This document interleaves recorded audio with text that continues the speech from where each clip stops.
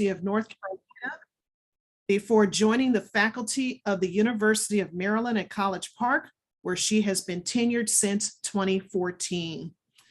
Dr. Marsh's research explores the general areas of the Black middle class, demography, and consequences of being in the Black middle class, including the dating practices of an emerging Black middle class that is single and living alone. She has been a visiting scholar at the University of Southern California, the University of Witwatersrand in Johannesburg, South Africa, and the University of Johannesburg, South Africa. She is a contributor to CNN, the Associated Press, NBC Washington, and she is also a frequent contributor to the Washington Post. Please welcome Dr. Chris Marsh. Everybody give a big love up to Dr. Chris Marsh in the house. Now take yourself off the mic. We want her to hear all this love that's coming down. Get that love to Chris. Get that love to Chris. Go and get that love to Chris. Go and give it to her. All right, Dr. Marsh. Wow. Thank you, thank you, thank you, thank you. Dr. Chris Marsh, what's up with you? How you doing over there in the DMV? What's going on with you? I am doing fantastic in the DMV. Stephanie, thank you for reading my bio. You did a wonderful job, especially with the University of Witwatersrand. It's really hard to say. They usually just call it Wits in South Africa, but you did a stellar job on that. So thank you. Thank you. So we're looking forward to hearing more from you. And so we're going to circle back with you in just a couple of moments, but we're going to, without further ado, we're going to get started with this discussion. But before we do, I want to read something to you guys. I thought this was interesting. And then we're going to go around and introduce the panel to all you guys, right? Where they're from, their perspectives on things. This is going to be very interesting. But this was just brought to my attention today. You know, Jasmine, she's just not this great technical expertise. She's also a great researcher.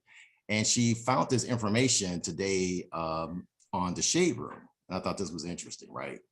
So I like to share it and read it to you and kind of get some things because this was very interesting information.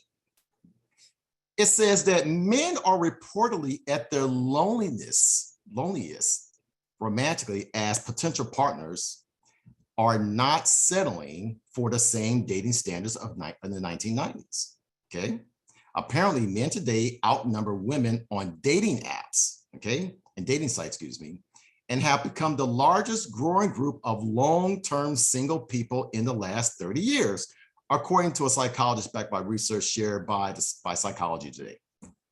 One study shared by the outlet from 2019 suggests that men ages 25 to 54, age 25 to 54, this audience, right, are the fastest growing group of long-term single people since 1990. It will only worsen in the future while they represent approximately, now peep this out, 62%, men represent 62% of all dating app users, outnumbering women. It's not women, it's men. Another study conducted in 2021 with over 40,000 people showed that men reported more loneliness than women. A board-certified couple and family psychologist Greg Mato said the research shows it will be more challenging for men to find their matches over time. There are several factors Dr. Mato suggests men needed to address to change their fate. Isn't that interesting? And with that said, we're going to go around to the panel, and then Dr. Marsh will come to you to chime in on that and some of your research. And then we're going to dive right in. We're going to start with Elizabeth in Orlando. What's up with you, Elizabeth? Hey, Carrie. Okay, give me one word to describe dating in Orlando for you. One word. Interesting. Interesting, got it. Shanice in LA. It was challenging. Okay, challenging, interesting. Eric in Los Angeles, what's up with you, bro? He says EP, but Eric. Struggle, gotcha. Kendra, over there on the East Coast in New Jersey, New York. What's up with you, Kendra? Hey, Carrie. Enjoyable is my word. You said enjoyable? Enjoyable. Okay, enjoyable. Okay, great. So you said enjoyable. Okay. Jasmine, for you? I mean, we know you booed up now, but you know, what's like prior to all that? Thank you for that. Sorry about that. I had a little bit of a setup issue myself, so my apologies for not being able to chime in. Thanks, Carrie, for taking over for that. I would say it has, One word. it had been underwhelming and it's good now. Okay, got it. Nicole, Atlanta, one word. Kaleidoscope. Kaleidoscope. Well, she is in Atlanta. Okay. So LeVar, what's up, bro? One word, bro. Exhausting. Exhausting. Oh, we got Carissa checking in from H-Town, Houston. What's up with you? Give me one word to describe the dating landscape in Houston. Inconsistent. Inconsistent? Okay, inconsistent. Okay. All right. Stephanie, how about you?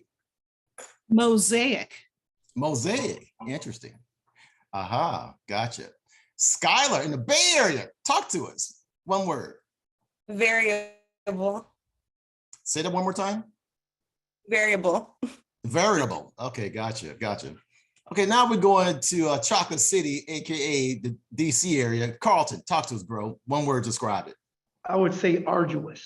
Arduous. Gotcha. Okay, Rain in LA, bro. What's up? One word.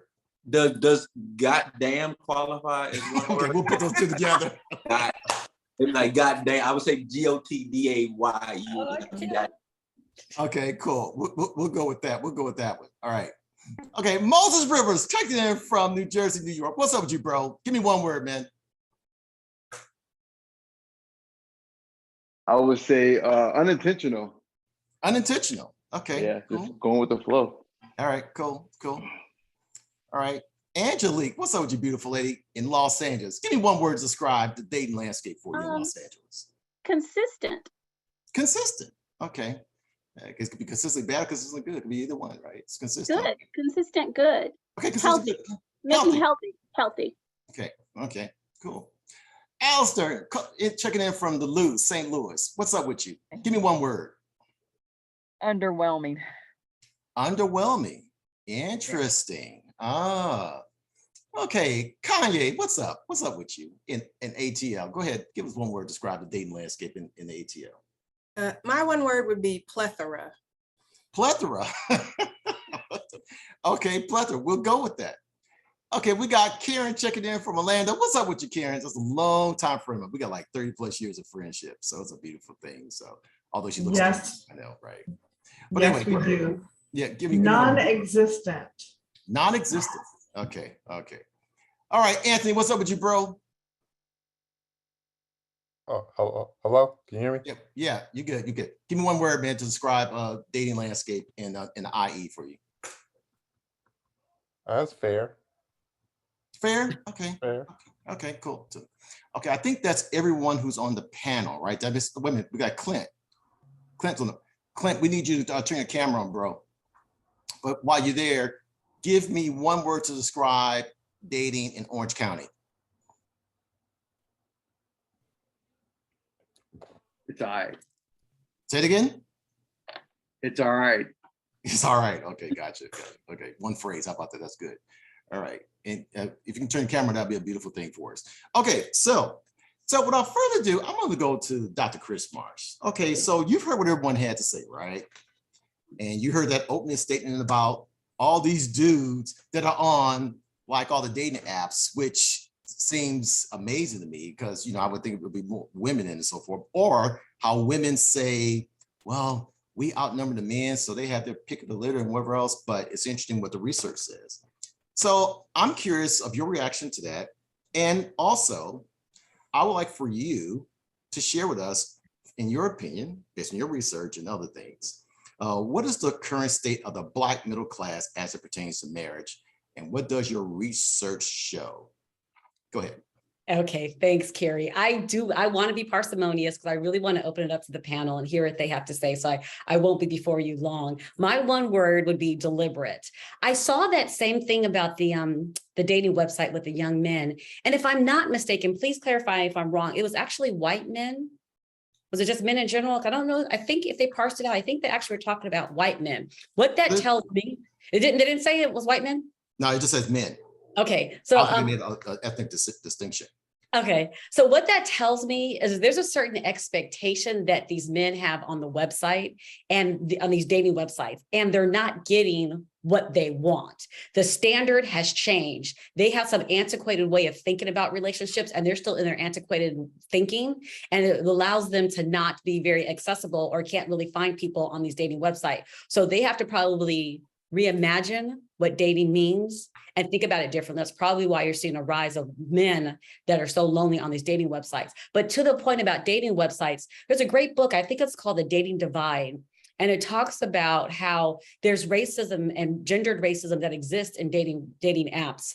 And for Black women in particular, we're less likely to get winked at, to get likes and all that kind of stuff, because we're either hyper visible or highly invisible on dating websites. They either want us for sex, or they don't want to be bothered with us because of some of the tropes around Black women. So the dating websites can be highly problematic, especially for certain racial and ethnic groups, in particular Black women. So you just take that into mind as you're on the dating website. So I am a sociologist and a demographer, and my conversation is a little bit different than maybe what the topic is about today, because I, as a scholar, really want to understand and really destigmatize, take the stigma out of singlehood. So I've been studying the Black middle class for many, many years. Part of the reason why I studied the Black middle class is because as an academic, I did not want to make my career pimping the poor. There is a Black poor that's out there. The Bible even talks about how the poor will be with us for all time. But I did not want to make my career talking about poverty and talking about poor Black folks. I wanted to get a larger view of Black America. And understand that Black America is not a monolithic. There are different groups within Black America. So I hinge my research on the Black middle class. As a demographer, what we do know is that marriage rates have changed for all racial and ethnic groups, but they're way more pronounced for Black America. You've heard it. If white America gets a cold, we get the flu. I guess now you can say we get COVID, right? So marriage rates are much lower in Black America than other racial and ethnic groups. And people keep arguing, why aren't Black people getting married? That is a thoughtful and necessary question, but I also want to add a little more texture to that question and push past that conversation to say, what do we know about people that are single and living alone? So my book is called The Love Jones Cohort, and it's called Love Jones because I drew from media. You looked at like the Cosby Show where you had the Huxtables, you had single parents, 5 children, a doctor, a lawyer in the household. But Love Jones, you start to see the character shift away from married couples, the quintessential Black middle class family, to people that were single and living alone. Cohort is just a traditional demographic term that means a band of people. So I wanted to look at the compositional shift in the Black middle class away from married couples, because subtly in the literature, people were arguing, oh, Black marriage is declining, so Black middle class is declining. I was like, au contraire. Black married couples are declining, but the Black middle class is sustaining itself or in fact growing, but it's growing by people that are single and living alone. So there's this kind of heteronormative assumption that you have to be married, 2.5 kids with a Black picket fence to be considered middle class in the data, in the literature. But I'm arguing that you can be very middle class and be single, living alone, never married, haven't had any children.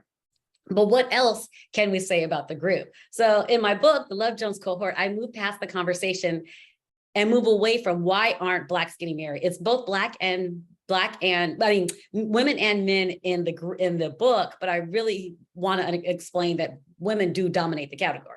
So I wanted to ask questions about how singles decide like where they're going to live. How are they going to decide when to buy a home? How are they going to disseminate their wealth? What kind of coping mechanisms do they use to sustain their mental health and well-being being single? Are they lonely? Are they depressed? I try to kind of tease out all those questions in the book. The book should be coming out early sometime next year. I already told Carrie Neal that she has exclusive rights. I will definitely, first time out, my first talk will be with you all to talk more about the book. But my one point about the book though, after everybody reads the book, I would hope that people are just as likely to ask somebody why they're single as we are to ask somebody why they're married.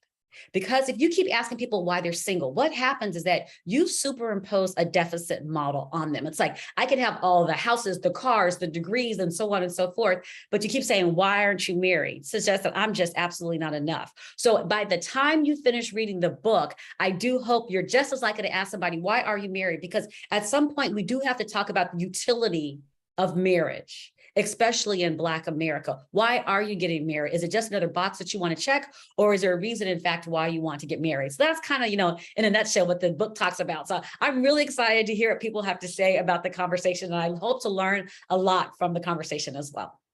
All right, so that's Dr. Chris Marsh, and you see what her perspective and her research covers. So it'll be interesting as we continue this voyage regarding the landscape in dating in these multiple cities. We're gonna dive into that right now. And the first question is gonna go to Kendra. So Kendra, just talk to us, okay? 60 seconds or less. Talk to us about what exactly are the pros, advantage, and disadvantages of dating in New Jersey and New York. Diversity, education. Diversity? In what sense diversity? Everything. It's a super diverse area economically, racially, interests, culturally, all of that's available. And so there's an opportunity to access all of that and find what my niches are and meet people in those areas. Okay, awesome. Carissa, same question. Houston, what's it like? Pros and cons, dating in Houston. Talk to us. 60 seconds less. Well, at least if dating here, you're able to really see who the person is. You're able to go to their home. You're able to see their family. You're able to really see it firsthand because people put up a facade and they pretend to be something, but when they're around, you're able to really get to know them. Disadvantage is that you're not able to really see who you're dealing with. Interesting. Skylar, Bay Area. Now you were in LA just recently too, so you can combine your experience for both. Same question. Yeah, I think one thing that was a pro about dating in both cities is that there's lots of different people from all over the world in both cities. There's lots of options of different men that you can date. But I'd say the con of that is with there being so many options, a lot of men are not looking to settle down in these areas. Interesting. So hard to find someone out to sit down while is that both in LA and in the Bay Area? Yes, definitely in both cities. Both cities. Okay, gotcha. Allison, St. Louis, what's up? Pros and cons. I would say I think St. Louis is the place that people do get married, but I lived in Atlanta so long that when I come back here, it's just a difference in the caliber of men here that I see. So caliber in terms of what? You said caliber, man. Caliber in regards to the guys not really having too much, going on, career-wise or, financially. I just think a lot of guys here don't really, they're usually are probably not guys that I'm used to dating in Atlanta, put it like that. Okay. So I think career-wise, you have a few guys here, but then that's the few that probably everybody's trying to date anyway. So they're probably not trying to settle down. And then you have what I would say in Atlanta, it was a lot of guys, you meet a lot of people, but they didn't want to settle down either. So, but for St. Louis, it's definitely a place where people get married, but I don't know, I'm not willing to settle. Got it. So, okay, got you what to say. Let's go to what some of the fellas got to say. Carlton, in DC, pros and cons of dating in DC. Well, being a graduate of Howard University, I have friends who are throughout this area, and I would say that two of the richest Black counties in the entire country are right here in my back door. So there's no shortness of people to date and see, but finding somebody who's equally yoked or who has some of those values that you have, who are real. I mean, someone actually mentioned it. People fake it till they make it. It's not about that. I mean, we live in an environment now where we're not even, the music doesn't tell us how we should love and how we should be. I'm very much so a throwback when it comes to that. And I think we should kind of go back to basics when it comes to that, especially when it comes to love and how we treat and respect each other as men, as Black men, and how women, how we should treat them as well. And I think that's vital. Women have to respect themselves. I don't want to date somebody who knows how to twerk at 50. Gotcha. Interesting. Moses, bro, in New York, New Jersey, what's it like, bro? It's actually like what Kendra said. There's a lot of diversity. The different challenging for me, right as I live at, is not for single people. Most people here have families or their kids are in college. But where I'm generally at, yeah, you get the diversity of whatever nationality, occupation, and then the con would be the fact that what I said is unintentional. Nobody is dating with a real plan. They just, we'll be together for 6 years, and I'm like, I'm already 39. 6 years. So it's a kind of a balance of people with goals and those with not, or people that know how to date and those who don't. But the ones that do usually are married. Oh, that's interesting. That's about the East Coast. I thought it was very much opposite of that. And so for Angelique, what's up? Now you say have a very bright view of dating in LA. So you got any cons? Talk about a little bit about the pros and a little bit about the cons. Okay, so the cons I think are people need to get back to the basics of dating and not focusing so much on the financial part. I think that we focus so much on the financial that we never really get to know the person for who they are. And that's probably one of the cons, is everybody's looking to see for a come up. But as far as the pros, I've met people. I think it's more, it's probably more of me and not wanting to really settle down at this point in my life. I've heard that line before. It's not you, it's me. I've heard that line before. Yeah. Dr. Kanye Willis, talk to us. Pros and cons in ATL. Talk to us. Yes. So I think the pros for dating in Atlanta is that there's a diverse group of people here, and not everyone here is from Atlanta. So you have a lot of transplants. So if you don't like Southern men, you can meet people from all over the country, all over the world. And there is a very large professional Black population here. Obviously, there's a lot of HBCUs. And Black professionals seem to like it, so we end up coming here. I think some of the biggest cons are that sometimes people don't date with realistic expectations. So for me, that would be the biggest thing, because if you're saying you're looking for your Michelle, it's like, okay, so what are you bringing to the table, as Barack? But a lot of people, they want a lot, but they don't necessarily provide something to balance that out. Gotcha. Okay, 60 seconds or less. EP, talk to us. What's up in LA, bro? Pros and cons. From the pro perspective, it's a plethora of women in LA. However, from the cons perspective, pretentious, not on the same level, in different areas, whatever you're looking for. So I think it's a lot of people, from my perspective in LA, who are looking, I think as the other young lady said, for the come up. And, you have to bring to the table what I'm bringing to the table. That's just my personal opinion. And if that's not the case, because, you wind up trying to build somebody up, and I'm not looking to do that. Gotcha. Somebody in the audience want to know, are you guys married, divorced, whatever else? There's no one on the panel that's married, but there may be individuals on the panel who have been married before and divorced. Is that right, panel? Some of you guys been married and divorced, kids and so forth. Got it. Okay, we're gonna go to Nicole in the ATL. Tell us a little bit about your perspective dating in ATL, Nicole. Talk to us. I'm going to piggyback off of what Kanye said. There's definitely a variety here. So you have people from all different, states and even parts of the world, where you can, just get a variety of different experiences. So that's definitely a pro. To me, the con would be not getting the realistic person at all times. We're in Atlanta, so people want to floss out here. Oh, I'm from ATL. I'm from here, I'm from there. I have this, I have that, and they may not. So you don't always know what someone has or what they have going for themselves at first, or even as you dig into it, because of the fact that they're putting on that front. So that's definitely kind of something that I've run into a lot, just not, running into the real person, running into more so someone that's looking to be something or present themselves as something that they're not. That's real unfortunate, because in Los Angeles, we have no one out here trying to act like there's something in what they're not. That never happens here. Right? Isn't that right, Stephanie? Talk to us. I know exactly. That's exactly right. In LA, never happens. Never. You're right. Stephanie, tell us the pros and cons. LA dating.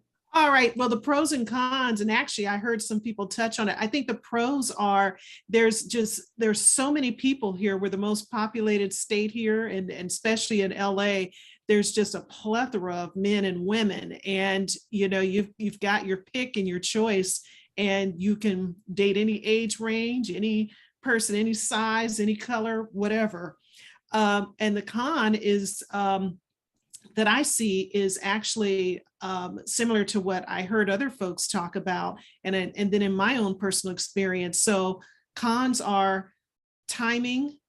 Sometimes just meeting someone because they're on a different wavelength or a different page than you are, wanting to settle down, and they just want to date and have fun. And there's certainly nothing wrong with that. I think that's a good thing.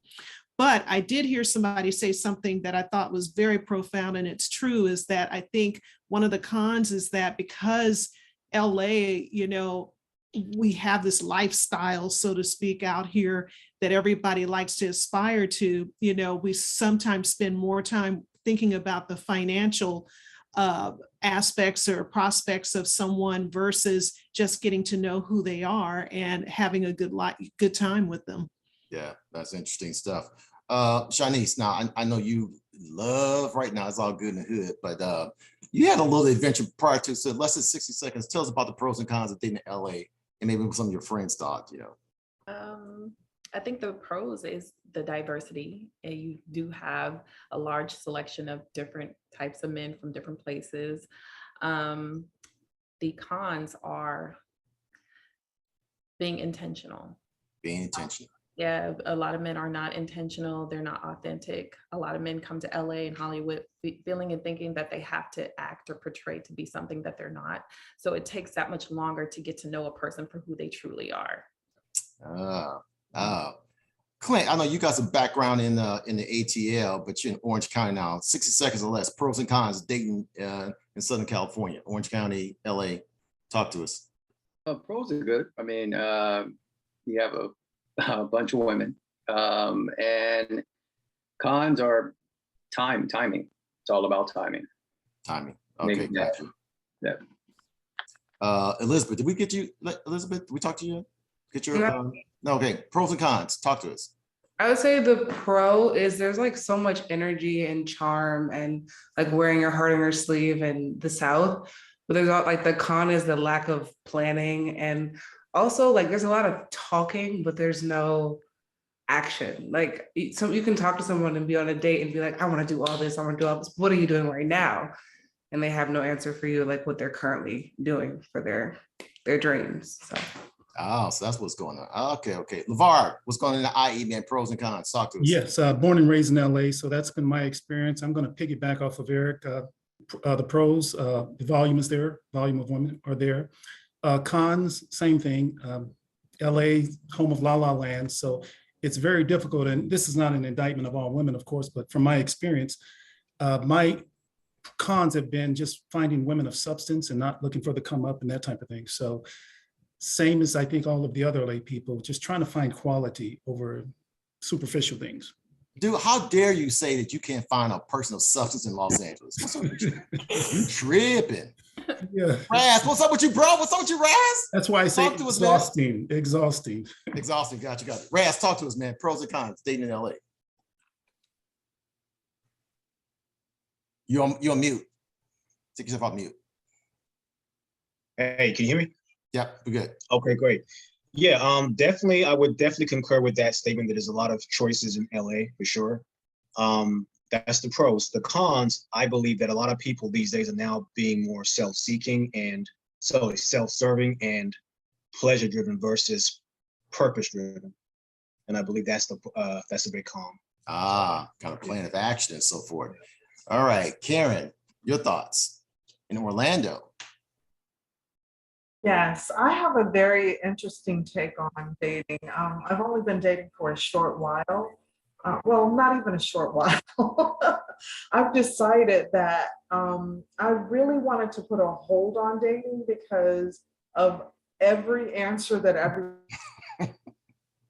You're on mute, Karen. You've been on mute. I'm sorry, so sorry about that. Everyone has kind of touched on some of the things that are happening here in Orlando with dating, whereas some people are looking for the come up. There's a diverse number of people here, but it's just, like I said before, non-existent. Ah, gotcha. Anthony, quick. Pros and cons, LA.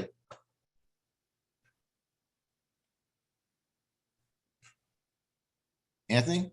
Can you hear me? No, Yeah. you now. Go. The pros is diversity. The cons is diversity. I say that because when you do live in a place that's diverse, you're constantly comparing what you have because you have so many different options to date so many different types of people. So you're constantly comparing the next one, the last one, and the third or fourth one, and whoever else you're doing. So I would say, the diversity is a pro and a con because, when you start to compare things, you never really truly become happy. You're always thinking about something else or, what you had before. So that's what I say. That's interesting. And we're gonna go to Jennifer Torgano. Talk to us, pros and cons, dating in LA. Pros and cons of dating in LA. Again, I'd have to share what everyone else in LA, there's just so many, such a variety of people. There's just almost too much space and too many people. When you have too much of a selection, you're just like overwhelmed. And you almost want to do nothing just because it's just too many choices. And there's so much just craziness out there. It kind of is a little intimidating, I feel. The pros is LA is just full of so many beautiful people and everybody's so driven and everybody's doing something and going somewhere and they have all these goals, and there's a lot of great people out here, but you just got to be savvy, when you're dealing with them. Gotcha. Jasmine, did you want to give a response to that too? Pros and cons dating in LA? No, I will reserve for the next questions. Everybody's answered the question. Gotcha. Stephanie, you said you had a con you want to add real quick? One more con about LA, and I think it'll help with driving the discussion going further, is that the Black community here in LA is pretty spread out. We're not as contained as we used to be because I grew up here. So that has a dynamic and changes the way that we can organically connect with one another as well. Okay, gotcha. All right, so we're gonna go a little bit more provocative here with this next question, right? So we want to get you guys a little warmed up. Okay, here's the question. So are you inclined, does someone call me? Yes, Chris called you. Okay, go ahead, Chris, go ahead. All right, so really quick, I just want to add a little context to what we've just been talking about. I also want to give my perspective. So pros, I don't do it. I study dating, so I don't want to do dating. I have no desire to do it whatsoever. Right. And I also don't want to be responsible for anybody else's emotions and anybody else's feelings, mine and mine only. And a lot of people out there don't take care of their mental health and they don't see a therapist and they don't talk to somebody. So I'm only taking care of my feelings. I am not trying to be a therapist to anybody else. So I do not do it. The con to that is they think I'm gay. They think I don't like sex. They think that I'm a ball buster. They think all of these negative things about me because I simply have made the active choice not to date. But one of the things that I think is quite interesting about the conversation is that people said a lot about the come up. So if I can add some sociological context to that, if you don't mind, if we think about it from a sociological perspective, we think it's called educational homogamy. And what that basically means is that you want to marry or date somebody on the same level as you. That'd be the same socioeconomic status, the same education level, the same financial level. It's called educational homogamy or homogamy. We could talk it from the education perspective. Here's what we know. Black women have a higher degree of college degrees than do Black men. So we're talking about this come up. We have to also understand that there's that Black women outnumber Black men. So it's just a numbers game. It is just a numbers game. So if it is a numbers game, you have to decide kind of what your standard is. You have to also decide if your standard is fluid, or if you're going to be a staunch critic of this, a staunch supporter of this homogamy where you've got to marry somebody on that same level. If you don't have to marry somebody on that same level and you are opening to marrying or dating up and or dating down, I think it's really important for us before we even start dating, we really have to look at ourselves. We have to make sure that we're happy, we're healthy, and we're whole. I like myself. I enjoy spending time with myself. I don't need to date anybody else because I really enjoy me. And I enjoy taking myself out to dinner. I enjoy taking myself golfing. I enjoy taking myself to the movies. But until we can get to a space like where we're really happy, healthy, and whole, I think we're always going to have these negative kind of connotations and assumptions about the marriage market. And you're going to have people that really are just trying to do a come up if they're not talking about taking care of their own mental and physical health. Yeah, very good point. Very good point. Very great, very insightful. And thank you for sharing your own feelings on that as well. Can I say something? Yeah, absolutely. Go ahead. Okay, because I wanted to say something too in regards, and she made a really great point about the come up, because I think that people always want to say, oh, this person's trying to make a come up. And I don't think anyone on here probably has a trust fund or sitting in the bank, $10 million or something like that. So you don't know that. You don't know that. I don't know, that. but I'm just saying because that you ain't got no that person is not trying to make a come up because most people are just working. So you're not even in that category to be worried about somebody making a come up. Well, there's a few ballers on here, but we'll leave that alone. Well, I don't know who is, but I'm just saying. Okay, well, you got to DM and take a guess. Go ahead, Rain. What's up, man? Talk to us. Yeah, and to add to that point, I love the fact that you picked on these major cities. Major cities tend to have a higher cost of living, and when rent is $3,000-$4,000 a month, right, that does factor into the dating paradigm. I don't have time for your potential when gas $7 a gallon and rent is $3,000. So you figure your life out, and so we can join forces. That whole dating for potential stuff that ended back in 2020. We out here trying to build wealth together, and it does factor in. Yes, Black women tend to have a higher rate of college graduates and degrees and stuff like that. And with that being the truth, there gets to be some type of balance in and where the income coming from, what the person is providing. Is the other person also providing a safe home or artistic endeavors, creativity? There gets to be some type of leeway in, okay, you make 75,000, I make 6 figures. That no longer applies. You know what I'm saying? So we as Black people, we get to be at the forefront of, regardless of what's going on, we got to stick together. I exclusively date women of color to a congratulations or to a fault, however you want to look at it. But what I've noticed is that there tends to be a discussion of, well, how much and what can you provide right up front, and then once we find ourselves competing, well, how much you make, I pay for this, I pay for that, and some of these other races aren't having this discussion. They further down the line of the relationship than we are, because we're getting caught up in that financial conversation up front, and it's killing them. Good point. Good. Okay, so we want to ask you guys, make sure you keep your. I know it's provocative, right? It's hot, right? 60 seconds or less, please. Carlton, go ahead. Yeah, quickly. Fail, first attempt in learning. That's what that means. And a lot of us are still learning. I was married for a very long time, 15 years. And I would say that the majority of divorces out there are because of finance. I do think that none of us come from trust funds, as someone's indicated. We don't have that old money mentality. I do think, though, we should bring more to the table than a fork, a knife, and our appetites. We need to understand that we need to do a lot better than each other. Happy is all, it's like the doctor said, it's all about yourself. You can't get happiness from anyone else.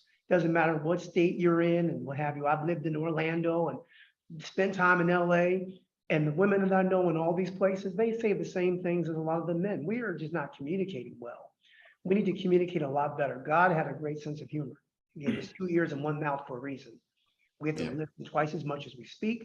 And I'm going to keep my answer concise, but that we need to do better at just communicating and understanding the goals and understanding that it's okay to fail. It's okay to have made some mistakes in relationships and learn from them.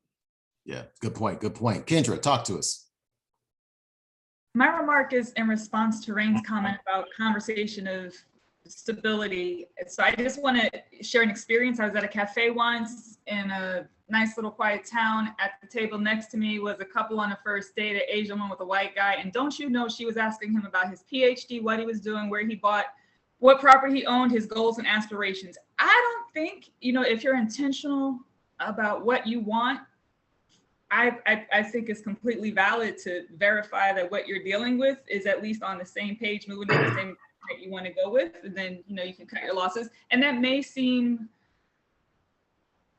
I don't know, gold digger, but I mean, I think of it as, are we on the same page or not? Are you providing? Are you goal oriented? Okay, you're not. That's great. Really lovely to meet you, and we don't really need to have a second date. So you want to discuss assets up front, right? I mean, no. So what I'm sharing, so for me, I care that whomever he is financially stable, got his own stuff, pays for his own life as a grown-up, right? Like, I'm worrying about me, taking care of me. I want to make sure that you're doing the same. What I was sharing is this experience I overheard of a woman, I mean, a very early dating. I couldn't believe, like, I texted my homegirl, like, yo, she is like going through all the background check on date number 1.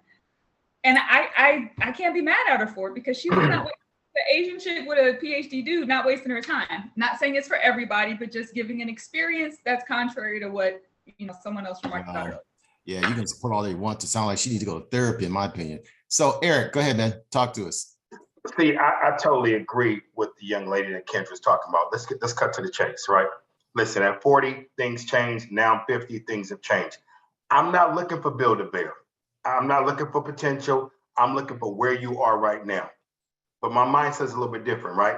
So if I make, let's say 150, and you make, let's say 50, in my mindset, if we're together we got 200,000.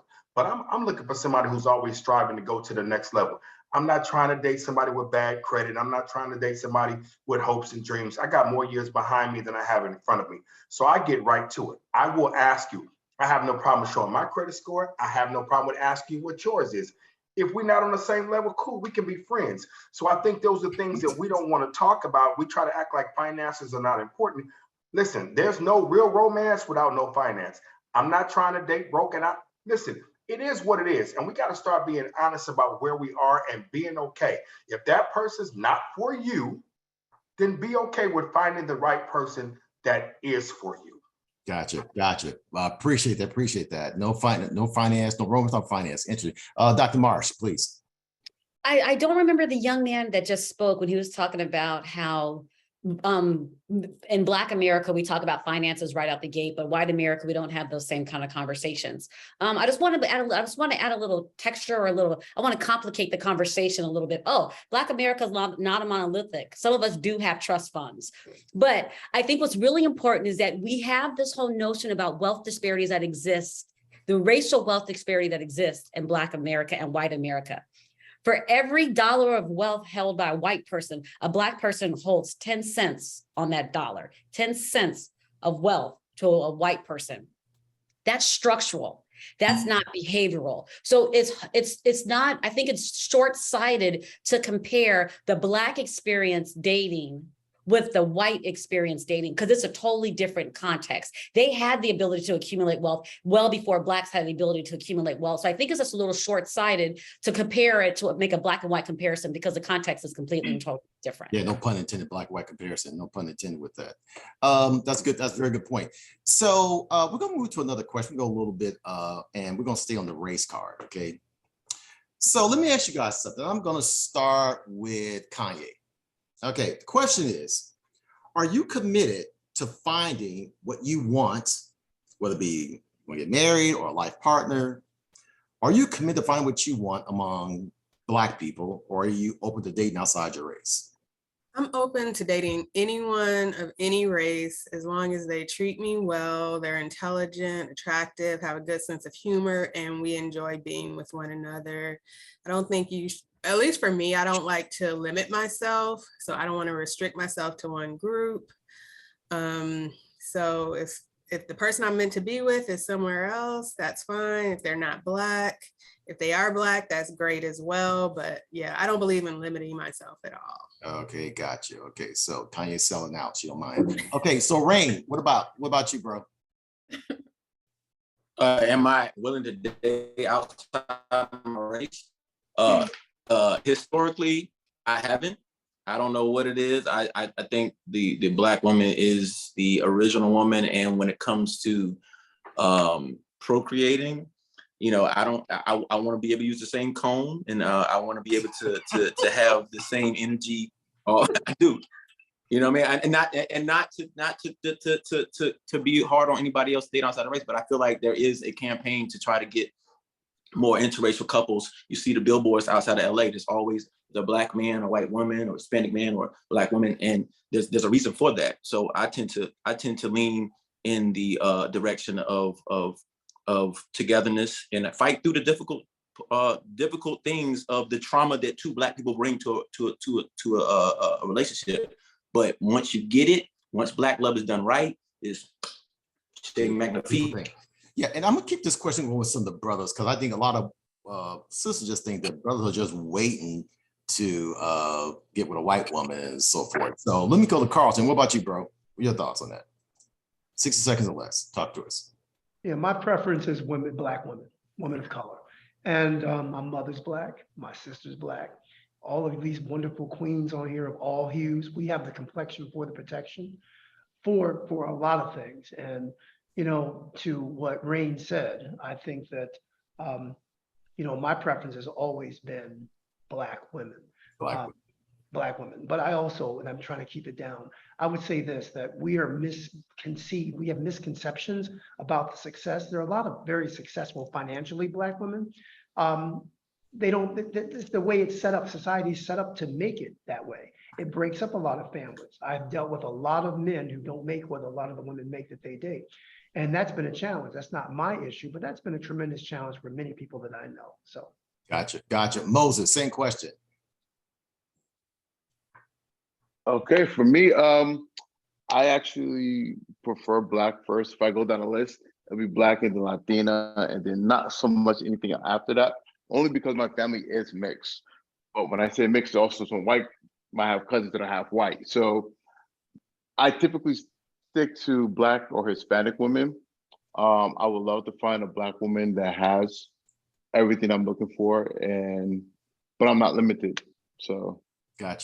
Gotcha, not limited. LeVar, what about you, bro? Hey, Carrie, I would say for me, I went to college in Washington State, all white women, so I had no interactions at all.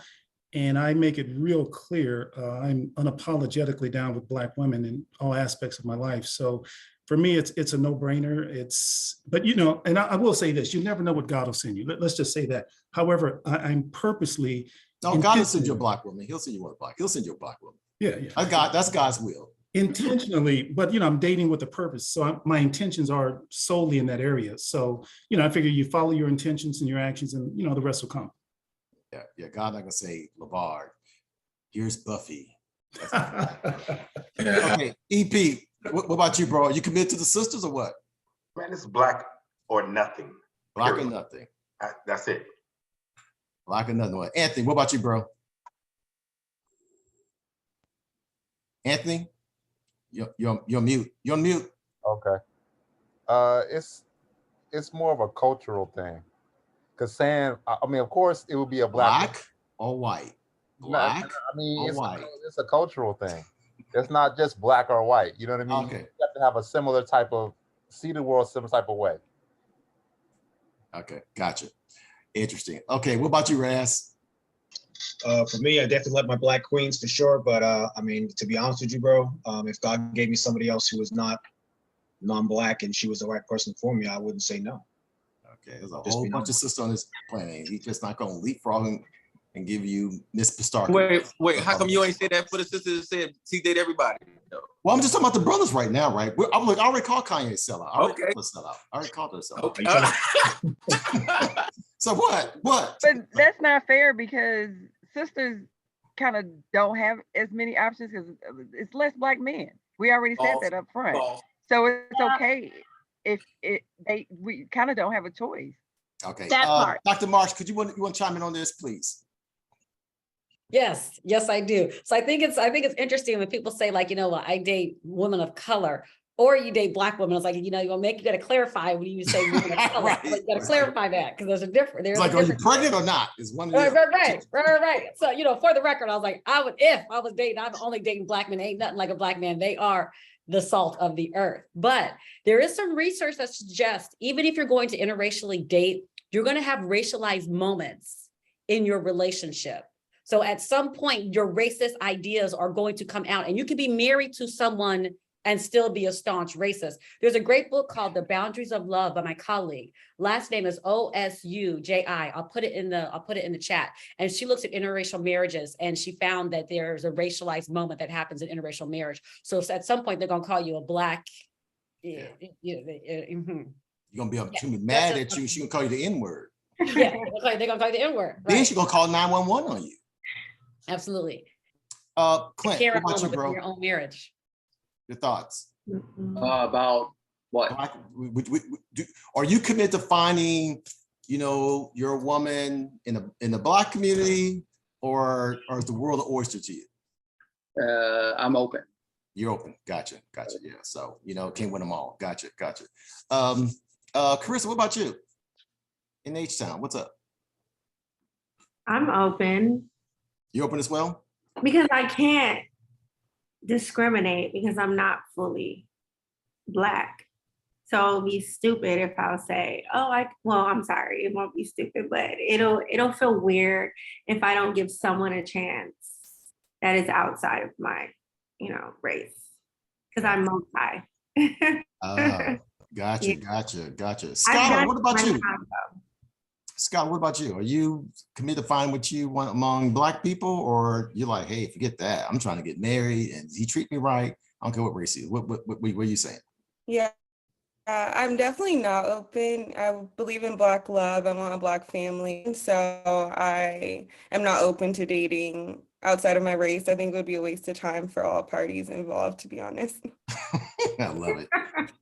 Nicole, come on, look, I know you're gonna keep the community, right, Nicole? Talk to the people. There's nothing like a Black man. I'm sorry. It's just, I'm not sorry, but there's nothing like a Black man. I got a Black daddy. I got all Black brothers because I'm the only girl. Yeah. I have family members that, are a part of the other persuasion or whatnot. But for me, it's just not wanting to go down certain roads and deal with certain things like, as the racial disparities that may come up during that relationship. I just rather not even go there. Gotcha. Yeah, that's just me. Gotcha. Stephanie, how about you? I have always dated Black men exclusively and will continue to do so. Nice. Angelique, what's up? My preference is to date Black men. Here comes the but. It's not a but. I believe in loving colorless. I do. But I do have a preference of Black men for the cultures aspect. But yeah. How altruistic of you to date, for the sake of the culture. That's pretty awesome. Shanice, what about you? Hilarious. When I was actively dating, because I'm no longer dating, right? I was open to dating all different races, but as far as like considering someone as far as seriously or marriage wise, nothing feels right but Black men. So okay. I see myself. And what I'm saying is, I'm not talking about exploring, something. I'm saying that someone that you're saying, okay, I am now considering this person for a life partner, whether it be marriage or you're just gonna be life partners. That's what I'm referring to, not just like, oh, I'll go to Ruth Chris with him. Yeah, that's cool. I'm not talking about that, right? What about you, Elizabeth? I am a firm believer in, I think a lot of Black women in my life have been hurt by Black love at the expense of mental health and at the expense of taking care of yourself. And my current partner is actually white. So I don't believe that love looks a certain way. I think it feels a certain way. And I think being open to it is very important at this age. I'm only in my early 20s. And so to cut myself off from the world doesn't feel right to me. Gotcha. Thank you for being honest about that. That's a beautiful thing. Jennifer, what about you? Jennifer Torgano, what about you? I'm just trying to unmute it. Wow, I have to agree with what Elizabeth just said. I liked that statement, just kind of being open, especially at this age, and I'm way over my early 20s, but I mean, I have a preference for Black men. I understand Black men, my dad, my brother, all my family members are Black. And when you kind of feel like you understand them better, then obviously I just have a preference for Black men, but yeah, but don't get it twisted. To keep yourself open. Twisted, huh? Okay, cool. Anthony, you got a question? Yeah, okay. So when you say black, because black is, there's no country, there's no city, there's no state called Black, right? When people say Black, are they talking about a cultural particular group of people, or like when you say that? Because, dude, don't try to complicate this. We know what Black is. What? That's a good question. No. That's a good question. Because when people say Black, they just assume the monolith. Oh, all these Black people are the same. So you could be dating a Black person that means something, but it means very little at the same time. So you have to consider, because she said, hey, my partner is not Black. And she's talking about she dating more just from a cultural standpoint, or she dating somebody who's, a wholly different type of culture that she even understands or that she could even deal with. That's where I was coming from. Okay, gotcha. Interesting. Jasmine, you wanted to chime in.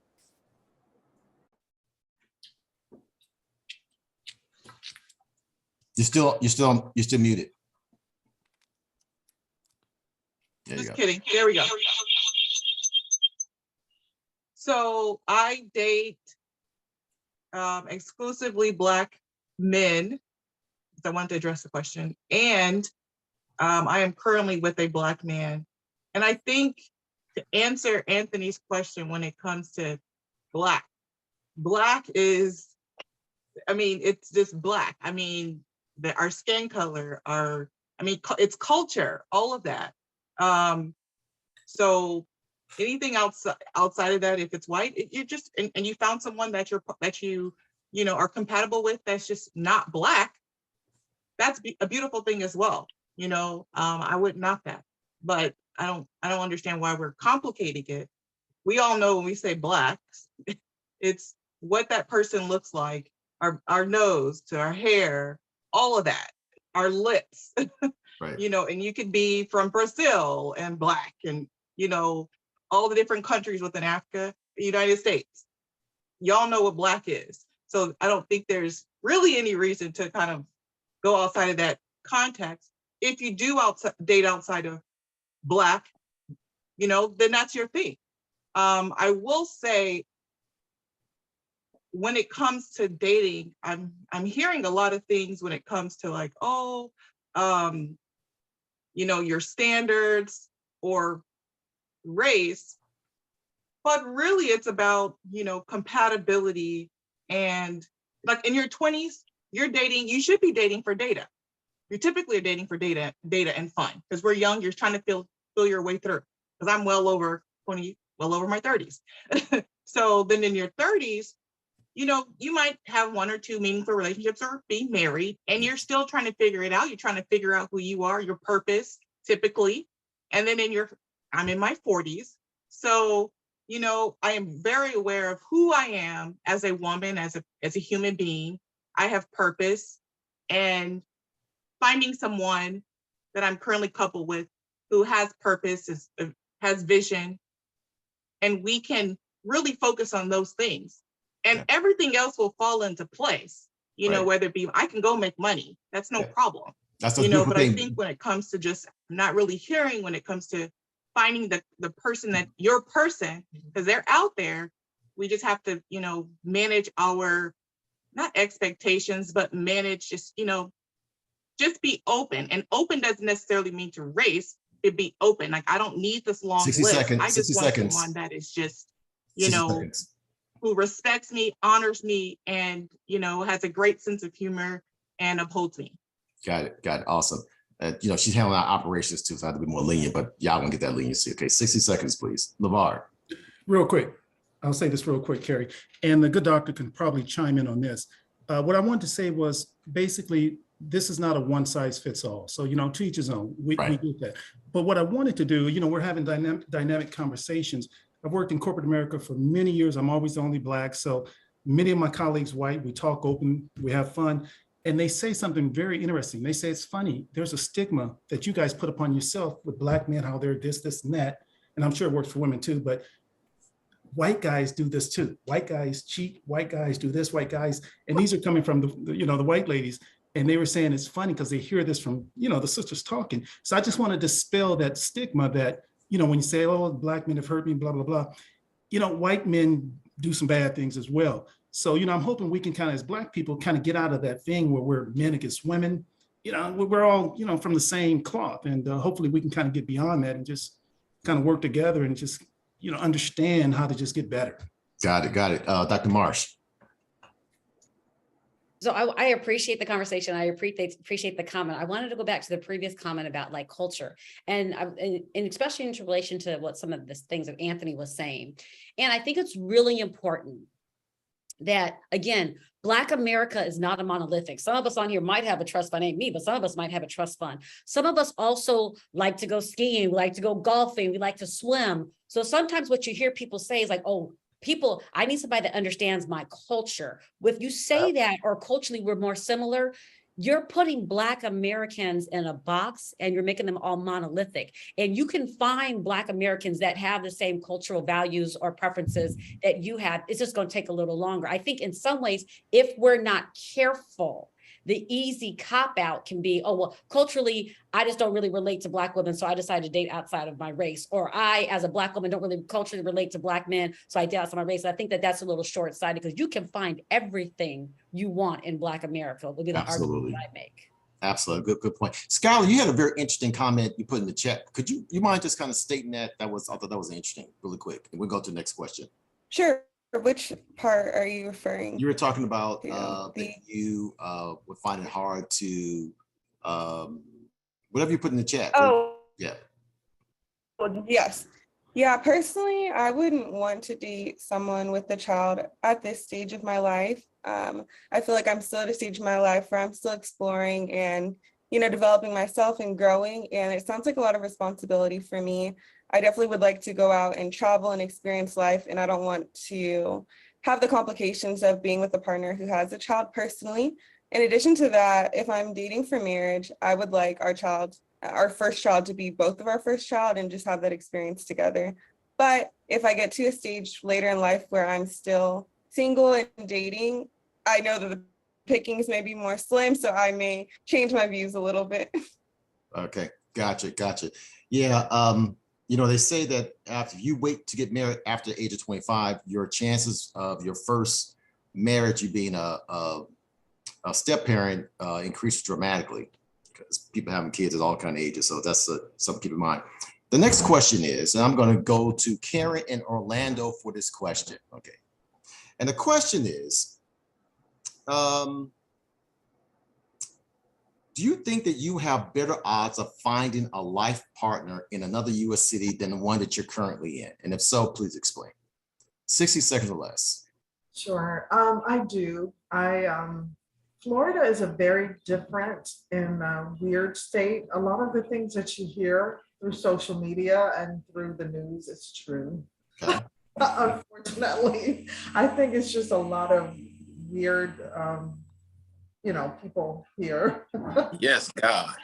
I personally think that it would be great to find or date outside of Florida, only because there's more of a diverse group of men other than here. To be honest, you have a sense of what city that would be or cities that would be like? I would. Tulsa, Oklahoma. Where you talk? What do you think about? You're mute. You're on mute again. You're mute. You're mute. Karen, you're muted. Sorry about that. I don't know why that keeps happening. I would say maybe someone in a bigger city, where someone that has more culture, other than someone that just wants to go to work and come home and watch TV and that's it. Yeah, we got a lot of culture in Cleveland, you know. In Cleveland. Okay. Okay. So real quick, let's go to Nicole. Do you think that your prospect would be better going to another city than being in the ATL? What do you think? I'm actually from LA, lived in Arizona, and back here in Atlanta for the second time. So I can't say there's a major difference unless it's just me being different in different times. So every time that I lived in those places. So the experiences were different each time. So I can't really say there's a difference between the cities itself, but more so of a timing issue of wherever I was at that time. Okay. So, and so that was when I kind asked of a hard question for me. Yeah. So here's what I'm asking this question. I'm saying that some of you may be completely persuaded, because I've heard a lot of sisters say, you know something, I'm here in LA, but I was like, when I go to Philadelphia, the brothers, I get love all the time. So it's almost like they instantly will get off the plane and get proposed to when they go to one of these cities. So I'm wondering if any of you feel as though that you would likely experience something pretty phenomenal in another city, and you kind of have a conviction about that, right? So I want to go to Kendra about that. What are your thoughts about that? So Carrie, I used to live on the West Coast, and I remember, and I dated accordingly. But when I'd come home, I swear, like I'd get out the airport at JFK, not hear a New York accent. I'd see a man with a pair of Timbs on, and I'm like, oh God. There is an East Coast swagger. I don't think, like my vibration, who I am, the authenticity, the directness, the like y'all talk about that come up. I really cannot relate here, but I recall that from LA. So I think I'm in a good place for what I'm about, where I'm at. Good. That's awesome. Carlton, what about you, bro? Yeah, I think that, what's funny is that I've looked at a few people and I feel like the 6 degrees of separation is absolutely the case. I mean, we're all so interconnected, and, Black is not monolithic. I just came back from a Tears for Fears concert and I was real happy to be there. You know what I mean? I'm going to see Depeche Mode too, and I'll still listen to Puffy, whatever. But the bottom line is I do feel that, when you are in a city like DC is such a small kind of city. And I lived in Florida as well, to Karen's point. The more north you go, the more southern the mentality in that state. And it's difficult in certain areas. So I do like that people who traditionally are from the South have a more traditional value system, I think. But I would date somebody in another city. I would, and happily, and feel that I could make that successful if they meant enough to me. Yeah. Eric, what about you, bro? You feel the same way? You feel as though that your chance would be better at finding what you want, how you describe, in another city than LA? I don't know, man. Not necessarily so. I can't say it's in another city. It could be wherever, right? It's just, I think when you have the connection, you know what it is, whether it's in Fresno, LA, Atlanta, New York, Detroit, you know the connection wherever it may be. So once you know, you just got to move accordingly. Once you find that connection, that's somebody you cannot live without, or you don't want to live without. You just got to make your intentions known to that person, and hopefully they feel the same way, and go from there. Gotcha. Alistair, you kind of talked about that being in St. Louis is like, so I assume you feel like you can do better in another city. Is that correct? Yeah, I definitely feel like, hey, I'm sorry, that's my daughter. Like New York, Virginia, like up north, definitely. And I don't know. I mean, my grandmother always said, like, marry a Southern guy. They treat you nice, like someone from like Alabama or something like that. So I don't know. I went to school in Florida, didn't meet anybody there, so. Gotcha. Well, let's go down to Houston. Let's see what Carissa has to say. So what's up? So everybody's kind of talking about the South. I mean, yeah, but there's not too many authentic South people here. In Houston. A lot of people have moved here from LA, and I'm from LA. So I would rather date outside of Houston because there's so many women out here, You especially mean you really go to the professional women Woodlands or Katy, or you mean outside the state of or outside Texas? of Texas. Outside of Texas, okay. Because there's so many professional, beautiful Black women. And it's more women than men here. And so the men pretty much are walking around like, I don't have to chase. I don't have to put effort because I have so many choices. So it's when I first came here, I thought something was wrong with me because you go from a place where people approach you and try to talk to you in the grocery stores or wherever. Here they walk by like, hey, and I'm like, is there something wrong? So no one's approaching. Okay, so that's interesting. Dr. Marsh, what's up? So, Kirst, I appreciate your comments. I really do. And I think that there is an argument in the literature, which sounds counterintuitive to the way in which we might possibly think. But if you want to be partnered, you want to be married, you want to live in a city where there's less single folks. The reason being is because you're going to be in a city where there's a lot of other married folks. They're going to find a way to make sure that you're married too.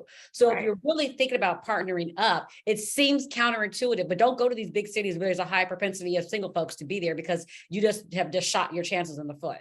Yeah, you just need to go to St. Louis apparently, because everybody getting married there. I mean, they're gonna be driving a Nova, but you know, it's all good. You be married. Or Mobile, Alabama, where your money gonna go much further in Mobile, Alabama than it is in LA. You're gonna be living high on the hog, and you're gonna be married within a year. Yeah, so they say. Yeah. So the argument goes.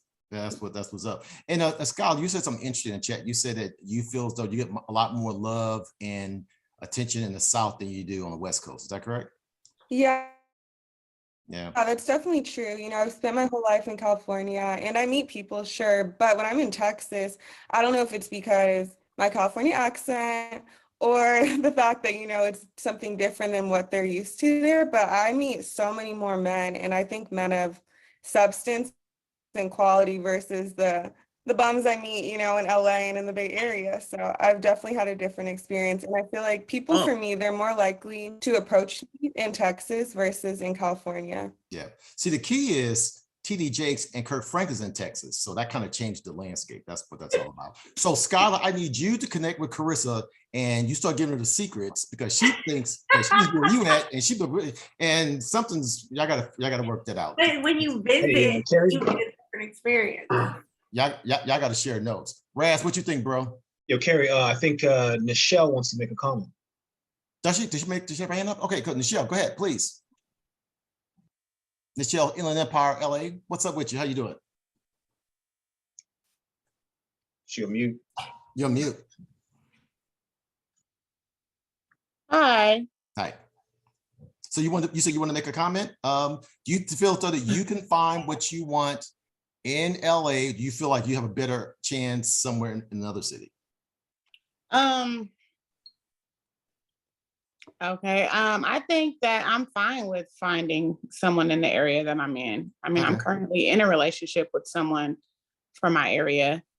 Okay. You think I don't it's think towards marriage? we're working there. Yeah. Okay. Cool. Okay. So, Okay. Angelique, what about you?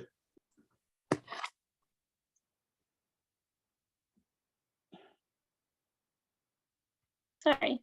I've been in LA most of my life, and I've dated men, you know, on the West Coast, but I think that East Coast men have a different kind of swag. They just do. I love the consciousness and their confidence and the way that they've treated me. Okay, yeah. You know Carlton too, right? I do. Okay, cool. I just want to make sure. All right. Say, Kanye, what about you? Talk to us. So I always think it's interesting when people think that if I move to another city or go to another city, you know, all of a sudden there'll be this wonderful group of, you know, available men or women, you know, if I move somewhere. And I've lived in a number of cities, DC, New York, Cleveland, Detroit, Atlanta, Miami, and I've never been anywhere where there's just been this, like, you know, overwhelming supply. Like everyone in the city is like, oh my gosh, there's so many great people here. And I always, even my friends in other cities, they always say there's no men wherever they are. And a lot of times if you listen to the men say the same thing. There's quantity, but there's not quality. So I just always wonder, like, okay, if you leave your city, like, where are you gonna go? You know, other than like when Oprah did that special about the men of Alaska and how there were like way more men in Alaska than women, you know, I'm always like looking to find where is this place where everyone's finding all these like wonderful single men and women and everyone's happy and, you know, together. That's interesting. Rain, what's up, man? I'd like to piggyback off of what Kanye said. Yes, when it comes to relationship, it ain't got nothing to do with location. If you got the same Aretha Franklin attitude and Luther Vandross attitude in New Jersey, you're gonna be the same way in LA. You are what you attract. Don't get it twisted. Don't change your location thinking that, oh, they know it's better here. I've lived in 5 continents and all over the America, and I've noticed that there's a similarity in how we approach each other and what we attract. It's the same you're the same person over here in this zip code as you are in this zip code. You feel me? Yep, I do feel you. EP, what's up? I just need to make sure I heard them say Aretha Franklin. I said Aretha Franklin and Luther Vandross. Whatever attitudes you got, that's gonna be who you go. That's who you are. Everywhere you go, that's where you at. Listen, this open near has already got me good. Go on, take a sip. Make it a monolithic sip. I damn near fell out my chair when you said that. But let's be clear. Yes. I'm from Mobile, Alabama originally, and brothers from the South are the best, period. Hands down, ain't no question. Speak on it. That's what's up. Moses, what about you? Did I ask you a question yet? Moses, talk to us. You think you need to move out from the East Coast to find your boo? What's up? No, I actually think, the odds are wherever I am, I'll be, whoever I'm supposed to meet, I'll meet. When I was in college, I used to think I used to have to go to a HBCU. I didn't find a girl, but I didn't go to a HBCU. I went straight to military and went out. But I'm not opposed to it, but I don't think I need to. Ah, gotcha. Interesting. What about, let's see, Jennifer, what about you? You think that you need to go to the city, or you think that everything is right underneath your feet? What you think? No, I'd have to agree with like what Rain was saying. Pretty much it's about how we approach each other. I don't think our odds would necessarily be better dating somebody in another city, or mine would be better. I lived in New Orleans for a number of years, and I didn't date much then because I was still pretty young, but I think it depends on how, we approach people and people approach us, and how we just relate to each other, Gotcha. Oh, Rain, you got your hand up still. Did you want to say something else, or you just got your hand up? Okay, got it. So we're getting close to our time. Do you guys want to go like another half hour, or you guys ready to shut it down? Let's go. Yeah. Okay. All right. Well, Kendra says she's getting sleepy. So are you about to duck out, Kendra? Where's she at, Kendra? There she is. Yeah, I'm here. You said she had another half hour. Okay. It's 12:30. 12:30 here. We're still rocking.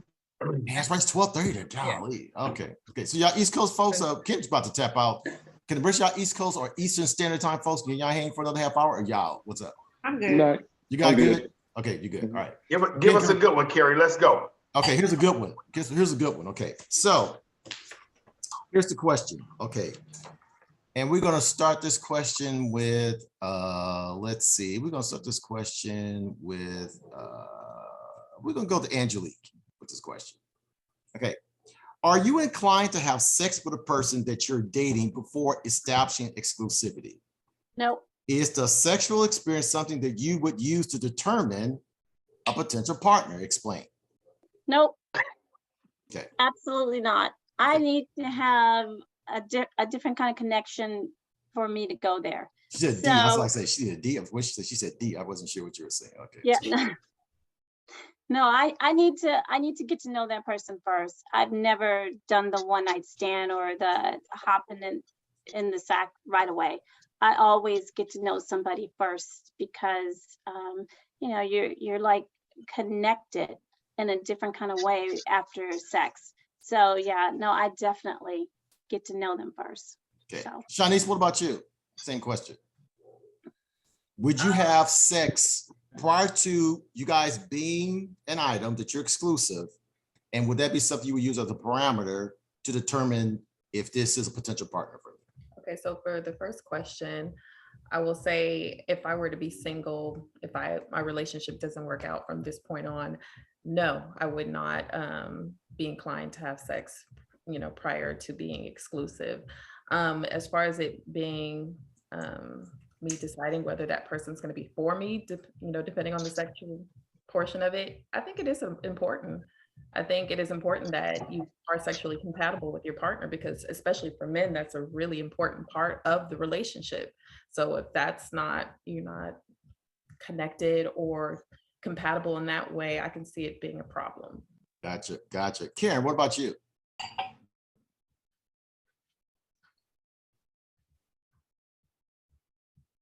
Okay, it says, yeah, I can't hear you. Me now? Yep, now I can hear you now. Go. Okay. No, I absolutely would not consider having sex with anyone prior to making a commitment. Right, prior to marriage. Okay. Let's see, Alistair, what about you? Would you have sex with someone that you have not established an exclusive relationship with? And would that be something that you would use as a parameter for a relationship? I think it's important to get to know that person before you're sleeping with them. I think it's good to be in a relationship with somebody to get to that point. So no, I would not. Okay, so I'm gonna ask this question. I see you, Anthony. I'm gonna get you in a second, and this is just for the women. I won't ask the men yet. So I want the women to just answer this by raising their hand. Same question.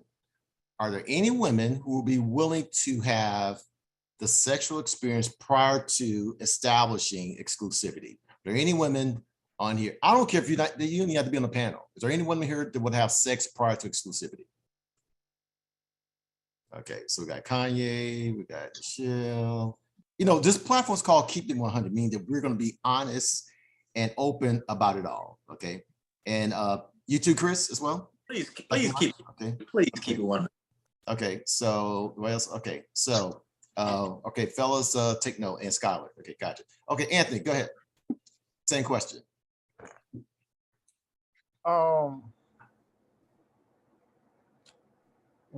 My statement is when people say I gotta get to know you, get to know what exactly?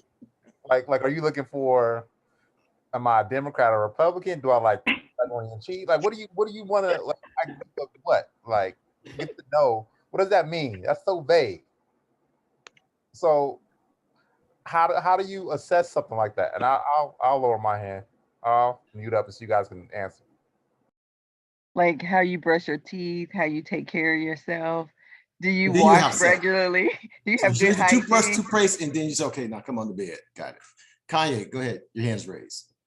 So the question is not, do you get to know the person before you have sex? The question is, do you have sex with them before you establish exclusivity? Right. And I'm sorry, I'm not going to be in a relationship with someone if I don't know how they are sexually. And a big part of that, like Shanice said, sex is a very important part of a relationship, especially for men. So if you want the woman to have sex, she needs to enjoy it. And men, if they're in a relationship, are going to want to have sex. So therefore, there's no reason for me to be part of a relationship where I'm going to be expected to do something I don't enjoy doing. So we need to be on the same page when it comes to that. Okay, so just want to be clear. So you're saying that you would absolutely have sex as part of the process of getting to know, which would determine if you're going to be exclusive with them. Unless it's a man who says, I don't want to have sex, in this relationship, if we're exclusive in a relationship, if he says, sex is not important to me, we can do it once a year, I'll be fine. Okay, maybe. But again, I haven't met that man, and most men expect to have sex if they're in a relationship. So if it's a man who wants to have sex, then yeah, that would be something I would want to know. So is it like 5-6 times to make that assessment before? Okay, Jasmine. Let's hold on. I've got two systems here. Let's be clear, sex is just not important for men, it's also important for women. So I would say this question about sex, and I've seen so many people talk about it like, oh, I'm waiting for marriage, or practicing abstinence, all this. It's really not about, I've never disclosed that. I think at the end of the day, it's like, if you are interacting with a person, you both will know when you're ready. And if for some reason, if I'm ready before that person is ready, then, they say, hey, I'm not yet.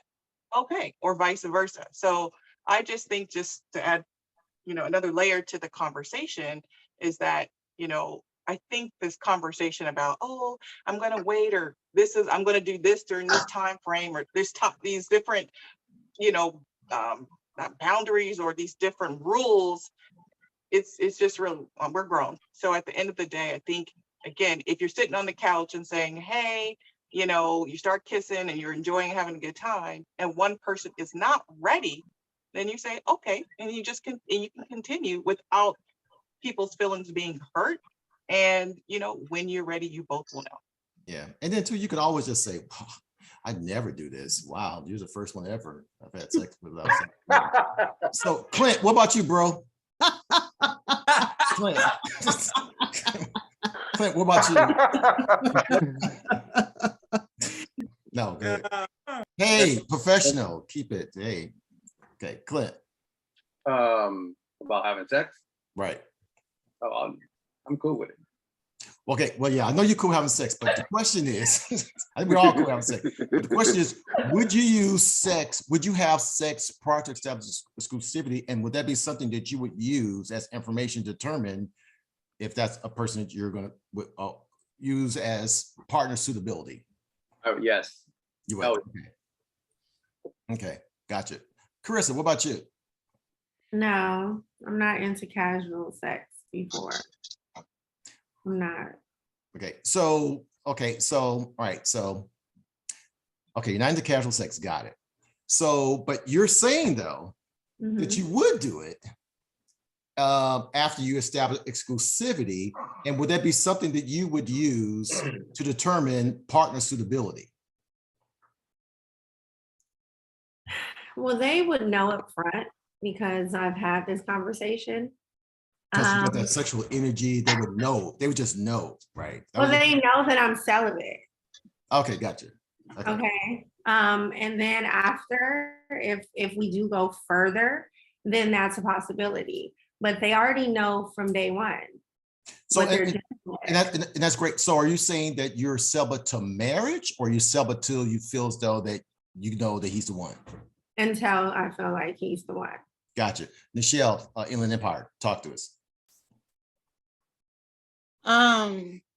So what exactly do you mean by exclusivity? Is it like okay, so only let me just define you're this. only with me? Because Exclusivity means it's with you and only him. you. Period. Exclusive. Right. Two people So together. my opinion on that. You sound like a dude right now. You don't know what exclusivity means? No, I do know what it means, but it sounds bonkers to me that a person or people, I mean, we all have different opinions, that's fine. But to say that I wouldn't be with anyone else, to not even know what that area of the relationship would be like at all. Okay, you don't, and then you guys are exclusive, and then you do it, and then it's just trash. Then what? Like, I would need to know, right? Like, maybe? That's what I would say. The relationship is over. It's dead. You get married. You guys get married. I would say try to at least 2 to 3 more times and see if it's any better. Because the first time it just be trash. You're Then it right. gets better. It gets better. Yeah. And then I mean, like by the 5th time, if it's not any better, then it's no. 5 is way too much. It would just be out. I mean, They I have think the- I'm too adult for that to be. I'm just wondering, so Carlson, what do you think, bro? What do you think about this? I mean, this is easy. You all talking about sex. You're not talking about making love. And the doctor can talk about pheromones all day. It's very important. I mean, we live in a city, you're talking, somebody mentioned STDs in chat. I mean, Right. DC is number 1, 2, 3. I mean, somebody said Alabama, God knows I respect Alabama, Moses. But third on the list of STDs. I mean, we are living in different times. Right. Monkey virus, all this other crap. I'm not down. I Amen. mean, for me, you know, I don't mind telling you, I'm Dub Nichols. I'm 55 years old. I just look 27 because I'm black and I'm dark. And I'm okay with that. Hello. Okay. I have the complexion for the protection for that aging thing. But In you your know, words, I never want to be community Dick Tracy. We got to keep it clean. I never wanted to do that. Too much respect for my own body and for the whomever I'm with. I don't have time for that. And I think we should all be better because we are kings and queens and we need to think that way. I mean, there's a whole lot more to us, and I'll be quiet. I think it's a level in between, like Carissa said, casual sex versus sex with intention. You know, like if I go out on a date with a person, you know, because he's cute or what have you, no, you just shouldn't have sex right away. But if you're dealing with this person for a while and, you know, you guys are feeling each other's vibe or what have you, it seems, you know, of course you want to be safe, not just being reckless with yourself. You know, I think that there's a middle area in between casual and just being exclusive. There's an area in between that. I don't agree with that, but I mean, respect what you're saying, but I think either you are exclusive or you're not exclusive, and you're going to do it either before you're exclusive or you're going to do it after you're exclusive. It's just, Carrie, it is what it is, right? Let me say this, Carrie. Listen, first of all, shout out to Kanye and Jasmine for keeping it 1,000% real. Listen, it gets to a certain age, we know what it is, right? If the sex is trash, the sex is trash. Like, let's be honest. I'm not trying to date nobody 4 or 5 months, 6 months and say, I'm trying to see your heart. I want to see your intentions because I can see all that and all that is great. And if your sex is trash, the sex is trash. And so everything that happened before that just went out the window. I'm not 70, I'm not 80, I'm 50. So my thing is, like, let's just keep it honest. Now, if you decide to have sex on the first date, second date, third date, yeah. Listen, protect yourself, get an STD panel and all that. But listen, I'm not trying to be with nobody 3 months. Then I've been down that road 3 months. And 3 months later, it was trash. So that just trumped everything that happened 3 months prior.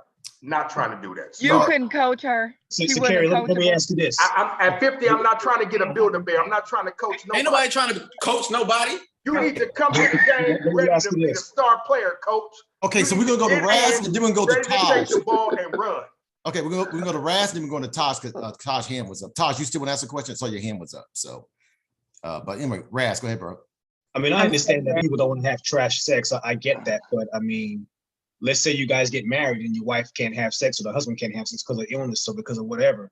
You guys gonna throw them away like that? I mean, come on. I mean, we can't just reduce an individual down to a sexual experience. I mean, sex is also the meeting of the souls as well as the bodies too. You know what I'm saying? So I mean, if there's no connection and you're just seeking pleasure on a physical note, then absolutely. Right. But if you truly want true connection with another soul, another spirit, then I think you need to look a little bit deeper, bro. But I get it, man. But I agree. Huh? I was saying I agree with you. You need to look a little deeper. Yeah. Taj, T-A-U-J, I don't know how to say it now. I'm saying Taj. That's at the point of marriage, though, like you said. Marriage, yeah. Okay, we'll go Taj. Go ahead, please. Yeah, Carrie, you're saying it right. It's Taj. Hey, everybody. Hey. So the question was, about are we waiting or are we, going for it? And I love everyone's feedback and perspective. And I think it's really important to kind of, make sure you protect yourself and get to know somebody. But the 3 months and waiting 3 weeks even is like, okay, I have a good friend and he's married. He's been married for 20 plus years, and he hasn't had sex with his wife for over 15 years because they're no longer compatible. So it's like, okay, well, did you know that before going into the marriage, or did you know that, how soon did this happen? Because if you're waiting so long and then you end up not being able to please your partner for so long, it's kind of a Debbie Downer. It's like, do I stay or do I leave? So that's my feedback. Okay, gotcha. I want to say something. I'm gonna go to Dr. Marsh, see if you have something to say on that as well. I was watching social media, and this relationship expert, and she said this, and she said she would encourage, it was sort of this unpopular opinion, and she said that she would encourage all people who desire, they're trying to figure out who their life partner is and so forth, to hold out on sex as long as possible, because sex clouds reality. Yep. It clouds My cousin reality. always told me that. And the problem is, I would say, is that, you get P-whip or whatever the case may be, right? You start to maybe Kanye doesn't agree. downplay things that may typically be a deal breaker. Mm-hmm. And it is also possible for you to kind of see things through a very different lens. Yeah. And so Rose-colored you just lens. talked about the fact that, while certainly you want to know that the person you're with, that you can have sex with, that you guys are compatible, get all that. But she also thought it was like a double-edged sword, because you may feel as though that while the sex is bomb, but okay, his FICO score is 350. What's the issue with that? So yeah, it can be anything, right? Dr. Marsh, please. Okay, so I'm not sure the research says about this as a sociologist. Couple things. I think Al Green had it right. He's like, sometimes it'll make you come home early or make you stay out all night. It's like, if the sex is good, you may stay somewhere where you have no business being. If the sex is bad, you may leave somewhere that's the best thing that God ever sent to you. So I think it really can complicate the conversation. But some of the things we do know in the literature, if you're in a traditional kind of marriage or a relationship or partnership, there is a propensity that could be a patriarchal kind of marriage. And the woman in particular may be set up to be in an abusive situation, whether or not it's economically, financial, or emotionally. So when you asked the question, I shot my hand up, not saying that I'm really interested in casual sex or anything like that, but I really want us to kind of like think about how we have these really strict parameters about how we should date. And in these very strict parameters, women sometimes are going to end up on the losing end of the coin because they can be in abusive relationships. So I think it really is important for us to think about, because I got to use the word monolithic somewhere in here because somebody said it was used way too much. But I think it really is important for it to be an individual kind of case by case scenario, as opposed to approaching dating with this like broad brush and says, I'm not doing it. I think you need to be a little bit more open and a little bit more fluid with your parameters, because if not, and being in a very traditional relationship can have problems for certain people, in particular women. Very, very interesting. Okay, we're gonna go to another question, and maybe this will begin to wrap up, because we're going to be very mindful that we can keep going and so forth. There will be another one of these, and then we'll also talk about aspirations for doing something in person. So we'll talk about that as well. Skylar, questions to you. Okay. Okay. Question is very simple. Are you a good potential partner? Explain. Sure. I mean, I think I'm a great potential partner. You're a great potential partner. Gotcha. Yes, I think I'm a naturally supportive and caring person, which I think are very good qualities for a partner to have. I think that I have my own opinions, which is also important, but I also am someone who believes in like traditional marriages, which I think also helps to make someone a good partner as well. But ultimately, I think that would come down to the person that I'm partnered with, because I don't think every puzzle piece fits in every puzzle personally. So it really just depends. Yeah. And we're not saying that you'll be good for anybody. We're just saying that you feel as though that maybe you're emotionally available, things like that. Angelique, what about you? Are you a good potential partner? Like, if I wanted to holler right now, would you be a good person to be in a relationship with what's up? Talk to us. I think I am. I think I'm in a good place in my life. I'm emotionally, financially secure, and I bring more to the picnic than just a fork.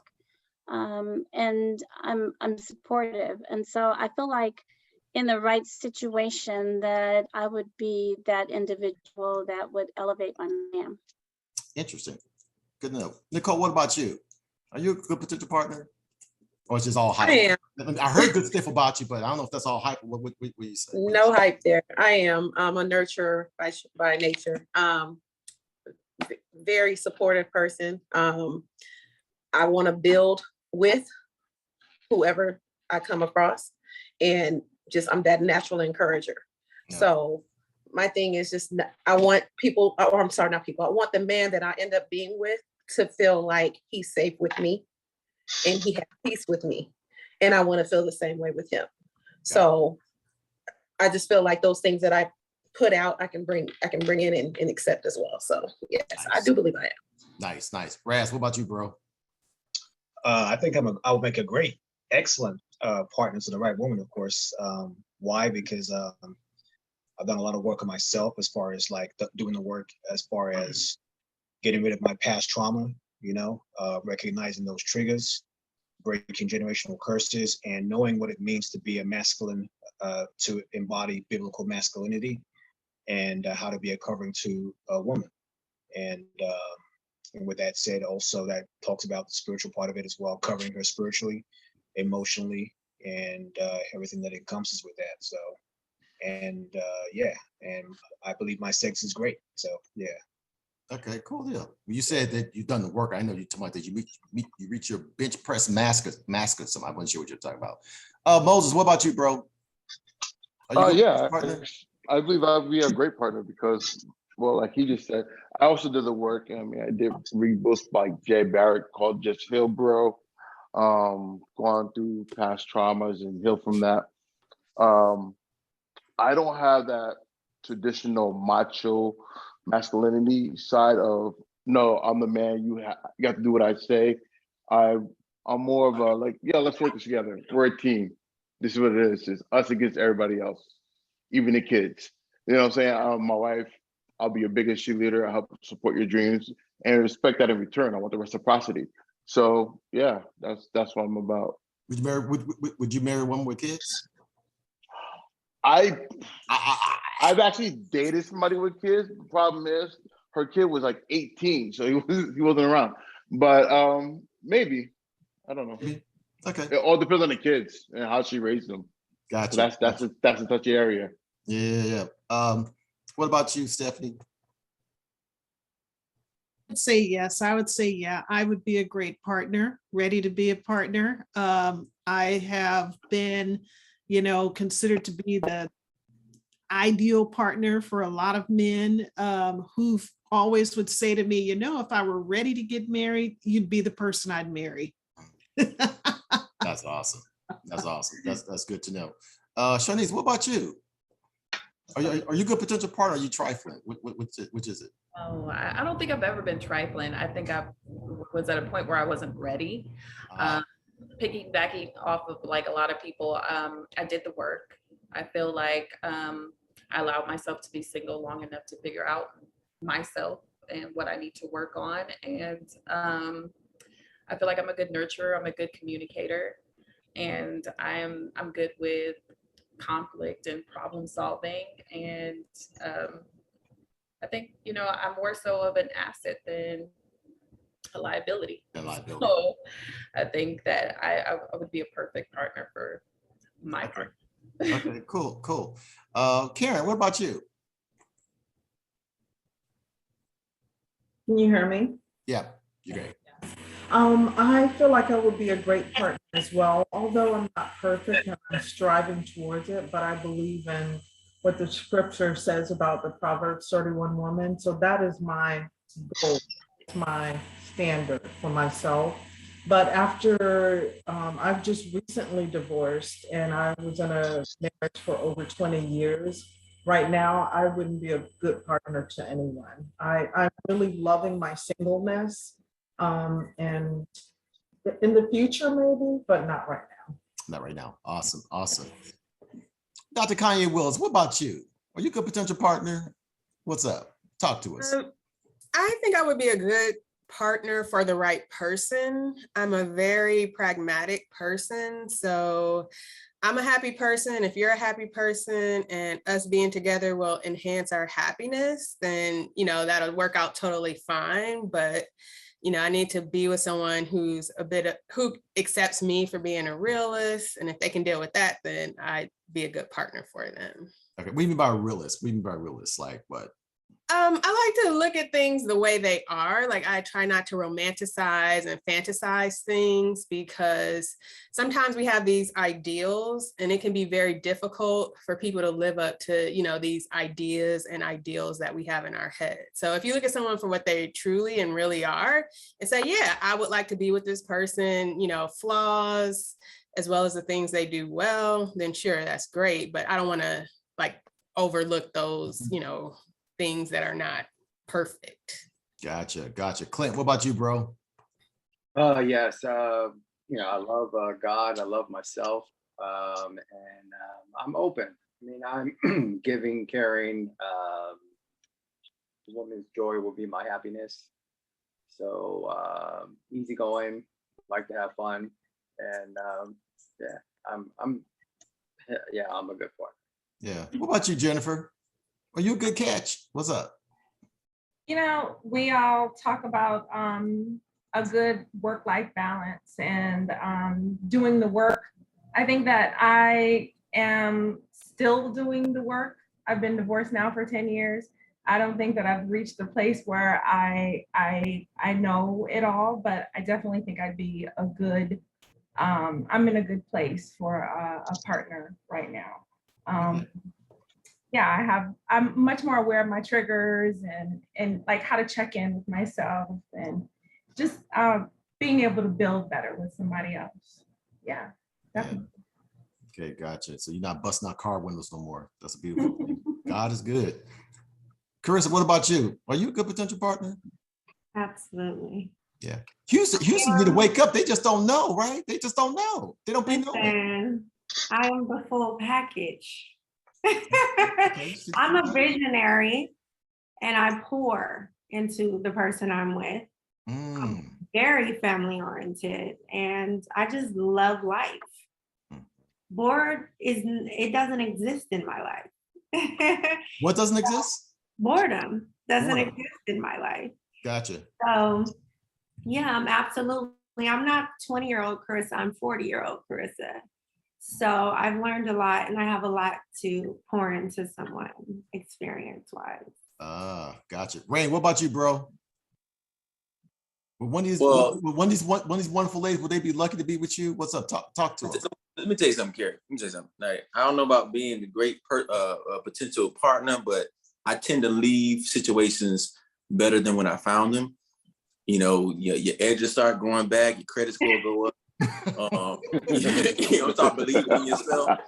That, you know what I'm saying? Let me tell you something right now. You know, I make sure that when I show up, that I make the situation better than when I found it, and whatever needs to be worked on gets to be worked on together and with grace. Okay. Alistair, real quick. We're running out of time here. I think definitely. I think I'm ready. And I think that I'm spiritual. I mean, well, I know that I'm spiritual. I put God first, and being a good partner, being supportive. I'm loyal. I'm like Italian loyal when it comes to people. Relationships are important to me now, and I mean, it was a time in my life that I really didn't want to get married because I didn't see successful relationships. But now, marriage is about making a decision every day to have a good marriage. And I know that. So, and it's important to come to that finding and do that every day when you find that right person. Like that. What about you, Anthony, bro? You ready for marriage, man? What's up? Now you ready for marriage? Are you a good potential partner? So when these young ladies be lucky and honored, will they be blissfully happy to be with you? Talk to us. You're on mute. He said that was intentional, so he wants you to hear what he was about to say. To be honest with you, I don't know. And it really doesn't matter if you're ready. It's just, you know, you can just make the leap. I mean, you're never ready for something like marriage. You're never ready to have kids. You're never ready to buy your home. You know, you're never ready for none of this stuff, really. You know what I mean? So, yeah, like, you know, it's something that I know I can be a good partner. So I'll just leave it at that. Okay, cool. LeVar, what about you, bro? Absolutely. I think primarily because I was married before, kind of know what to do, what not to do, what to look for, what not to look for. I'm a Cancer relationship person. I'm at the point of life where I'd rather be happy versus right. And I've done the work. I've been divorced for 9 years now, 9+ years now. So you get to the point where you are intentional. So to be intentional, you have to make some purposeful decisions. And so, you know, you get your life in order, and when, you know, your finances, your career, when things are in order, the next step is togetherness. So yeah, absolutely. Gotcha. Carlton, bro, will the ladies be very blissfully happy with you? What's up, man? Yeah, I'm probably not a good partner because for me, I don't have the patience for bull crap anymore. At this point, I was married for a long time and I'm all about, you know, I think my job, my work. A lot of times we leave so much, we put so much energy we put into work and what we do in our personal lives.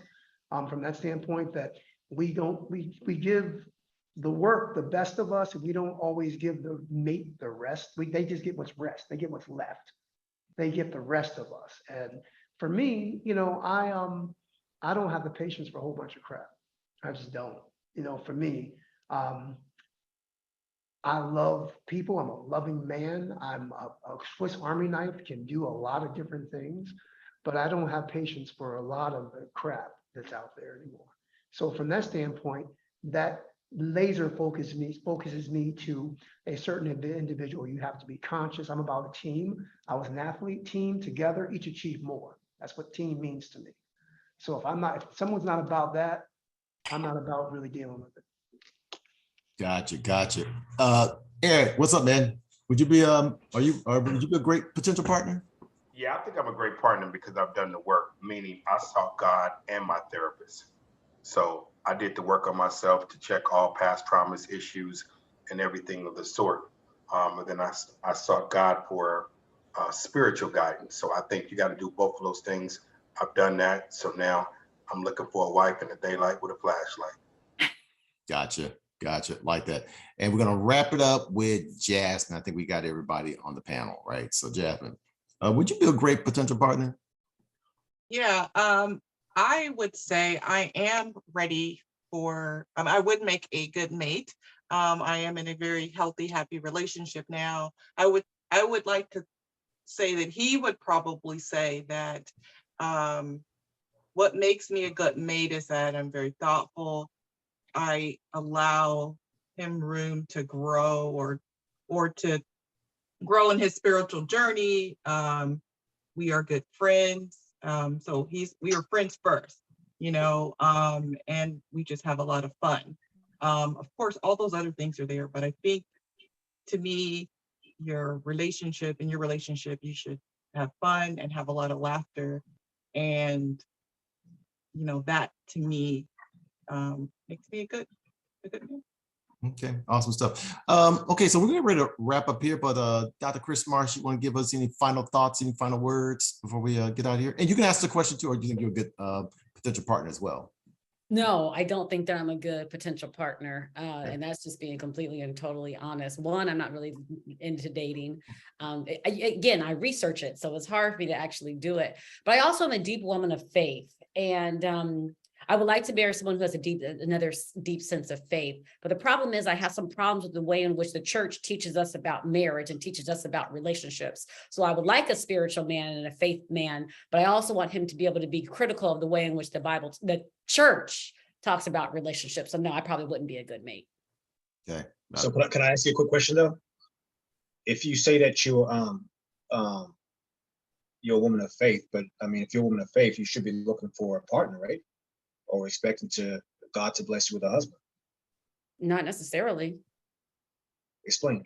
So just because I'm a woman of faith, I have to be married or I have to be. No, I'm not saying you have to be married, but I'm saying that part of a part of what God has done with, was creating family, right? A man and a woman be attracted to each other. So, I mean, like, you sound like you're very anti, like, being with a man, like, you know what I'm saying? Like, it's the vibes I'm getting from you. I'm not attacking, I'm just an observation I'm making. But that's kind of the point that I made at the beginning. It's like when I tell people that I don't want to marry, I don't want to partner, I don't want to date, they automatically assume that I'm a man hater. I don't like men. I'm bitter. I was hurt real badly. I was like, no, I study this. Since I study this, I want nothing to do with it in my private and personal time. Wow. Okay. Yeah. But I don't. But I. Scary. But I think I also, Dr. Chris needs a hug too. But I also think the church can do. I question some of the things that the church does as like a what? relationship. Like what? That's interesting. So I agree with you in some parts, but what exactly do you feel the church is like doing? what you disagree with? Right. So I think, and I appreciate the point that was made earlier, because you had said something about like, I'm the covering and I'm the head and I'm so on and so forth. And if that thing is done right, that's great. But if it's done wrong, you can find yourself in a toxic, abusive relationship easy. And I think a lot of times it can be done wrong and not done right. And the church really doesn't really help us figure that out and doesn't do a good job of deciphering how that should actually look. Right. I understand. But why should it be on the church? Why should it be on the church? I mean, I think you coming or coupling with someone that is, able to, go through that journey or uncover that with you, is we're all learning. I mean, I am a woman in faith, and I think that we all have questions and things about the Bible, or just life or things in general. And again, it's one thing to say, hey, I'm not ready. And when you're ready, you'll know you're ready. And this may not be your time. So I'm definitely not saying that, anything about, oh, you should, that you're mad or you shouldn't be with someone or you don't want to be with someone. I'm just saying, why can't you go through that journey and discover, with your mate, the truth? And it shouldn't have to just be on the church to provide that, because we can all read and we can, break those things down. But I do think that for a lot of people, the church does become like their form of education, and it does become their rubric, and it becomes like the gold standard, and it becomes the model. So because of that, some people aren't open to have some of those tough questions about the church and about their interpretation of the Bible. It's like, this is what it says, and it's not open to any kind of conversation. And then that shuts the entire conversation down. So I have a question. So what do you want your faith to do for you? What do I want my faith to do for me? Because I think the most important thing about my faith is that it helps me to remain happy, healthy, and whole individually. It doesn't, my faith is, I'm not looking to use my faith to be partnered. I'm not looking to use my faith to be a mother. I'm looking for my faith for my own personal growth, my own personal development, but not for to partner with someone else. Did you date in your past? You said what? Did you used to date I in your dated past? Okay. No, Yeah, it's just like someone who, like, let me see, like, is someone who cooks and they're a chef. When they come home, they don't want to cook. I've been studying this stuff for the last 10 years. I don't want to have to sit across from somebody and ask what your favorite meal is, what's your favorite color, what's the last book that you read. I have no desire to do that. And it's probably but your gynecologist, that's a male or female too, but I mean, they still want to have sex. So, I mean, yeah, I'm not there. I am absolutely not there. But see, I guess that's the problem, is that because someone is so content with their singleness, there's always these underlying questions about, okay, have they been like brutally hurt? Are they just bitter? Have they not done their self-care? There's always these questions about singlehood, but we don't ask these questions about these toxic marriages that people are in. Yeah. What does that have to do with you? I think with Dr. Chris, I'd rather, and I appreciate your honesty and your transparency, right? And I think you make a great point. There's a whole lot of friends. I have personal friends who got married. I remember asking one of my friends, like, why are you getting married? And his response was, if it doesn't work, I can get a divorce. To me, that's straight bullshit. Like, if you're not going in with real intentions up front and honesty of why you want to be married to this person, don't waste your time. I don't necessarily have to agree, and I'm not saying I do or don't, but what I do appreciate, let me know where you are. If that's not where you are and you're different to where I am, listen, I respect that. What I don't want is to be with somebody for 2-3 months, and then as I'm investing my time, my energy, or whatever the case may be into them, and it's like, and I'll give you a real quick question. I dated somebody, we went out like 6-7 times, and it's like, I'm like, hey, I don't really hear from you unless I call you. She's like, we need to talk about expectations. Like, what do you mean? She's like, I'm still healing. Well, why the hell are you on a dating site? If you're still healing, get off the dating site. Like, it has to make sense. So I respect your transparency and your honesty as it relates to where you are. Yeah. But maybe she just wanted to see what all was out there. I think it's just like, Then say that from the jump.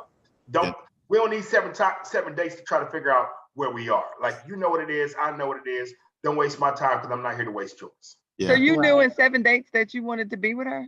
Here's what I did know. I'm not saying that I wanted to be with her in 7 dates, but what I did realize is I was making it more of a priority of calling her. She was making it more of an option of calling me. That's not where I am. I think it's because what's throwing people off is with Dr. Marsh is her I guess it's very unconventional. People are not used to that. The conventional wisdom is, hey, you need to be partnered with somebody, or you need to do this, or you need to do that. And people just kind of get sucked in because that's what they grew up. That's I guess the socialization of this is what you need to do. And even though you don't feel like that's what you want to do, or you feel you need to be happy, but you just kind of, pushed into that direction. And you don't necessarily have to go in that direction to be happy. Some people shouldn't go in that direction. A lot of people shouldn't. And to the point of the work that I do, I'm really trying to take the stigma out of singlehood. And I appreciate the additional questions that people asked me and brought my way. But I hope that we see what happened here. Because I'm talking about the singlehood, I got the additional questions. I got the additional indictment. I want us to get to a point where we embrace the singlehood, because I don't want people to be in toxic, unhealthy marriages simply for the sake of checking a box. And I will stand by that principle. But because it's like it rubs against conventional wisdom, people are like, oh, something got to be wrong with her. Let's figure out what's wrong with Dr. Marsh. Dr. Marsh understands. I understand the racists. I also understand the patriarchy. And I also understand the sexism that exists in marriage. So it's a little bit harder for me to engage in marriage because I've looked at marriage. I've studied marriage. I understand where marriage as an institution comes from. In the social world, there's also a biblical world to it. Those two worlds for me clash. And until I can get to a point where they don't clash and I got a deep understanding of where I want to go, I'm not going to do it. Yeah. Tosh, you had a comment, a question, where is it? Yes, this question was for Dr. Marsh. Thank you for your honesty. I completely understand where you're coming from. So I wanted to ask you, I'm in holistic nutritional counseling. So when people ask me, oh, do you want to go out? Do you want to go to dinner? I'm like, no, because I can make my own food at home. I don't need to go out with you just to get to know you or go to dinner or whatever. I don't need to eat that food. So I completely understand. I wanted to ask you, and totally up to you if you want to answer it. I'm kind of in the same boat where I'm like, I don't need to date and I don't really have expectations or, want to. However, do you have someone, a companion, a lover, a friend, a best friend, someone to, talk to emotionally, spiritually, or physically, whatever? Do you have that in your life? That's a really great question. I actually talk about that in the book. And it really is funny because we talk about people that are long-term, never married, they actually have a higher, better quality of life as they age, because what they fundamentally have done is they built a network of people around them to help with their happiness and their any kind of like situational loneliness that they might have, versus someone who is in a marriage, but you're alone. You're with someone, but you're absolutely alone. And there's a big difference between the two. And so being never married, no children, I do have a really good network of people that I draw from, not in a romantic sense, but in a non-romantic sense. I have friends. I have my students. I absolutely adore and admire my students. I was on a podcast earlier today. I was like, one of the things I never say about my students is that I'm proud of them. I never say I'm proud of them. The reason why I don't is I kind of feel like being proud is like on a hierarchy. Parents usually tell their children that they're proud of them. children don't typically tell their parents that they're proud of them. But I tell all of my students that they inspire me, because every last one of my students inspire me. I get inspiration from a 3-year-old to a 103-year-old and everything in between. So I appreciate the fact that I have my students as a resource that I can draw from. And my friends are definitely really important to me, and they do help me through this process. The other thing about to your point, when I tell people that I don't want to date, then they're like, well, let me give you some of this dick. If you go, I'm gonna make it all better. They're like, I'm gonna make you date me. I'm gonna force you to date me. I'm like, you can't respect the fact that I don't want to date. I'm not interested. And they're gonna force me. Let me tell you a little something. If you try to get in a relationship, tell somebody you don't want to be in one. I guarantee you they'll be hollering at you. I guarantee you they will holler. Try it. When we come back together, tell me how it worked. I promise they'll be like, oh, okay, now you become competitive. Now it's a competition. Now they get ready to break that down. They're like, oh, I'm getting ready to break this down. Easy way to find somebody. Yeah. Did you write a book? I did. Yes, I wrote a book. Yes. It's called The Love Jones Cohort, Single and Living Alone in the Black Middle Class. It's coming out with Cambridge University Press sometime early next year, hopefully around Valentine's Day. Yeah. And it's going to be premiere and exclusive to Keep 100, our platform. So with that said, what we're going to do, we're going to get ready to wrap things up. So Dr. Marsh, thank you so much for sharing part of your soul with us tonight and being honest and unapologetic about it. We appreciate it. In addition to all your research and expertise, I'm gonna kind of do a little Jerry Springer thing here. After that ridiculous show, whatever, he'll have something meaningful to say, right?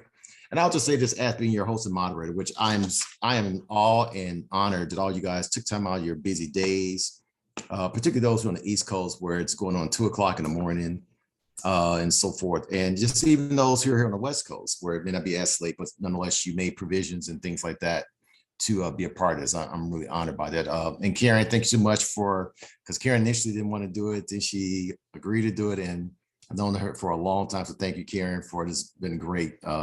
I can't wait till we actually physically connect and so forth and catch up. It would be a beautiful thing, right? But one thing I want to say is one thing I just, because I'm the moderator, I'm kind of listening to everything, right? It's interesting that I can say without a doubt, unequivocally, there is no difference dating in one big city. First, I don't care what part or angle or part of the United States is on. All the issues are all the freaking same. I disagree. It's okay. I mean, we just kind of heard it here. I mean, so it's But one thing I would say is this, right? One thing that we can't really change the landscape where we are, but we can still do work on ourselves, and we can make sure that we're being the best person we can be, and so forth. So when that magical moment happens, and so forth, when all things are aligned, it can be a beautiful experience. So something to keep in mind regarding that. So Dr. Marsh, she has a book that's coming out. She's mentioned next year called The Love Jones Cohort. We want to celebrate that book. We appreciate that perspective. And it just completely adds value to our work here. One of the things that we do here at Keep It 100 is, I think a lot of people kind of see us with like this dating network, and that's not what we do at all. But we really focus on trying to address all the myths and misconceptions that prevents Black love. And that means from understanding childhood trauma and how it expresses itself in a dating context or in any other context, whatever it may be, right? And just really find out, maybe your aspiration is not to get married, fine. But there are a lot of things that will preclude us from having a happier type of life if we don't really do the work. And so one of the things we like to do, we like to have fun and have these discussions and so forth. But as we just sort of just witness and so forth, and again, thank Dr. Mark for sharing her story and her truth, that there really are things that we all sort of deal with that really formulate the way we see anything and everything and whoever we meet. So anyway, I want to thank you guys again for spending time with us this evening. We're going to do another one of these with a whole new group of people, but I hope you guys will still come on. And we also have aspiration for doing something in person. One thing I want to mention too, and Stephanie, you'll be honored to hear this as well. So while we were doing our stuff, promoting the stuff for this tonight's event, so some of you guys here on the West Coast, you wouldn't know about this, but some of you guys know Kevin Nash of KJLH. Those who are on the West Coast would probably know who he is, right? KJLH wants to do something with our organization in September regarding what we're doing. They were so impressed with this. So more to come on that, right? So it's a beautiful thing. So anyway, you guys have a wonderful evening. God bless you all, and keep doing the work. And again, get some rest too, particularly you guys on the East Coast. Peace out, you guys. Indeed. Peace. And all you guys will get a copy of the recording. This is all recorded, so you get a copy of this. You can go back and look and laugh and get insight. Have a good evening. Good job, Terry. This was God fun. bless you all. Yeah. Cool. Be safe. Right.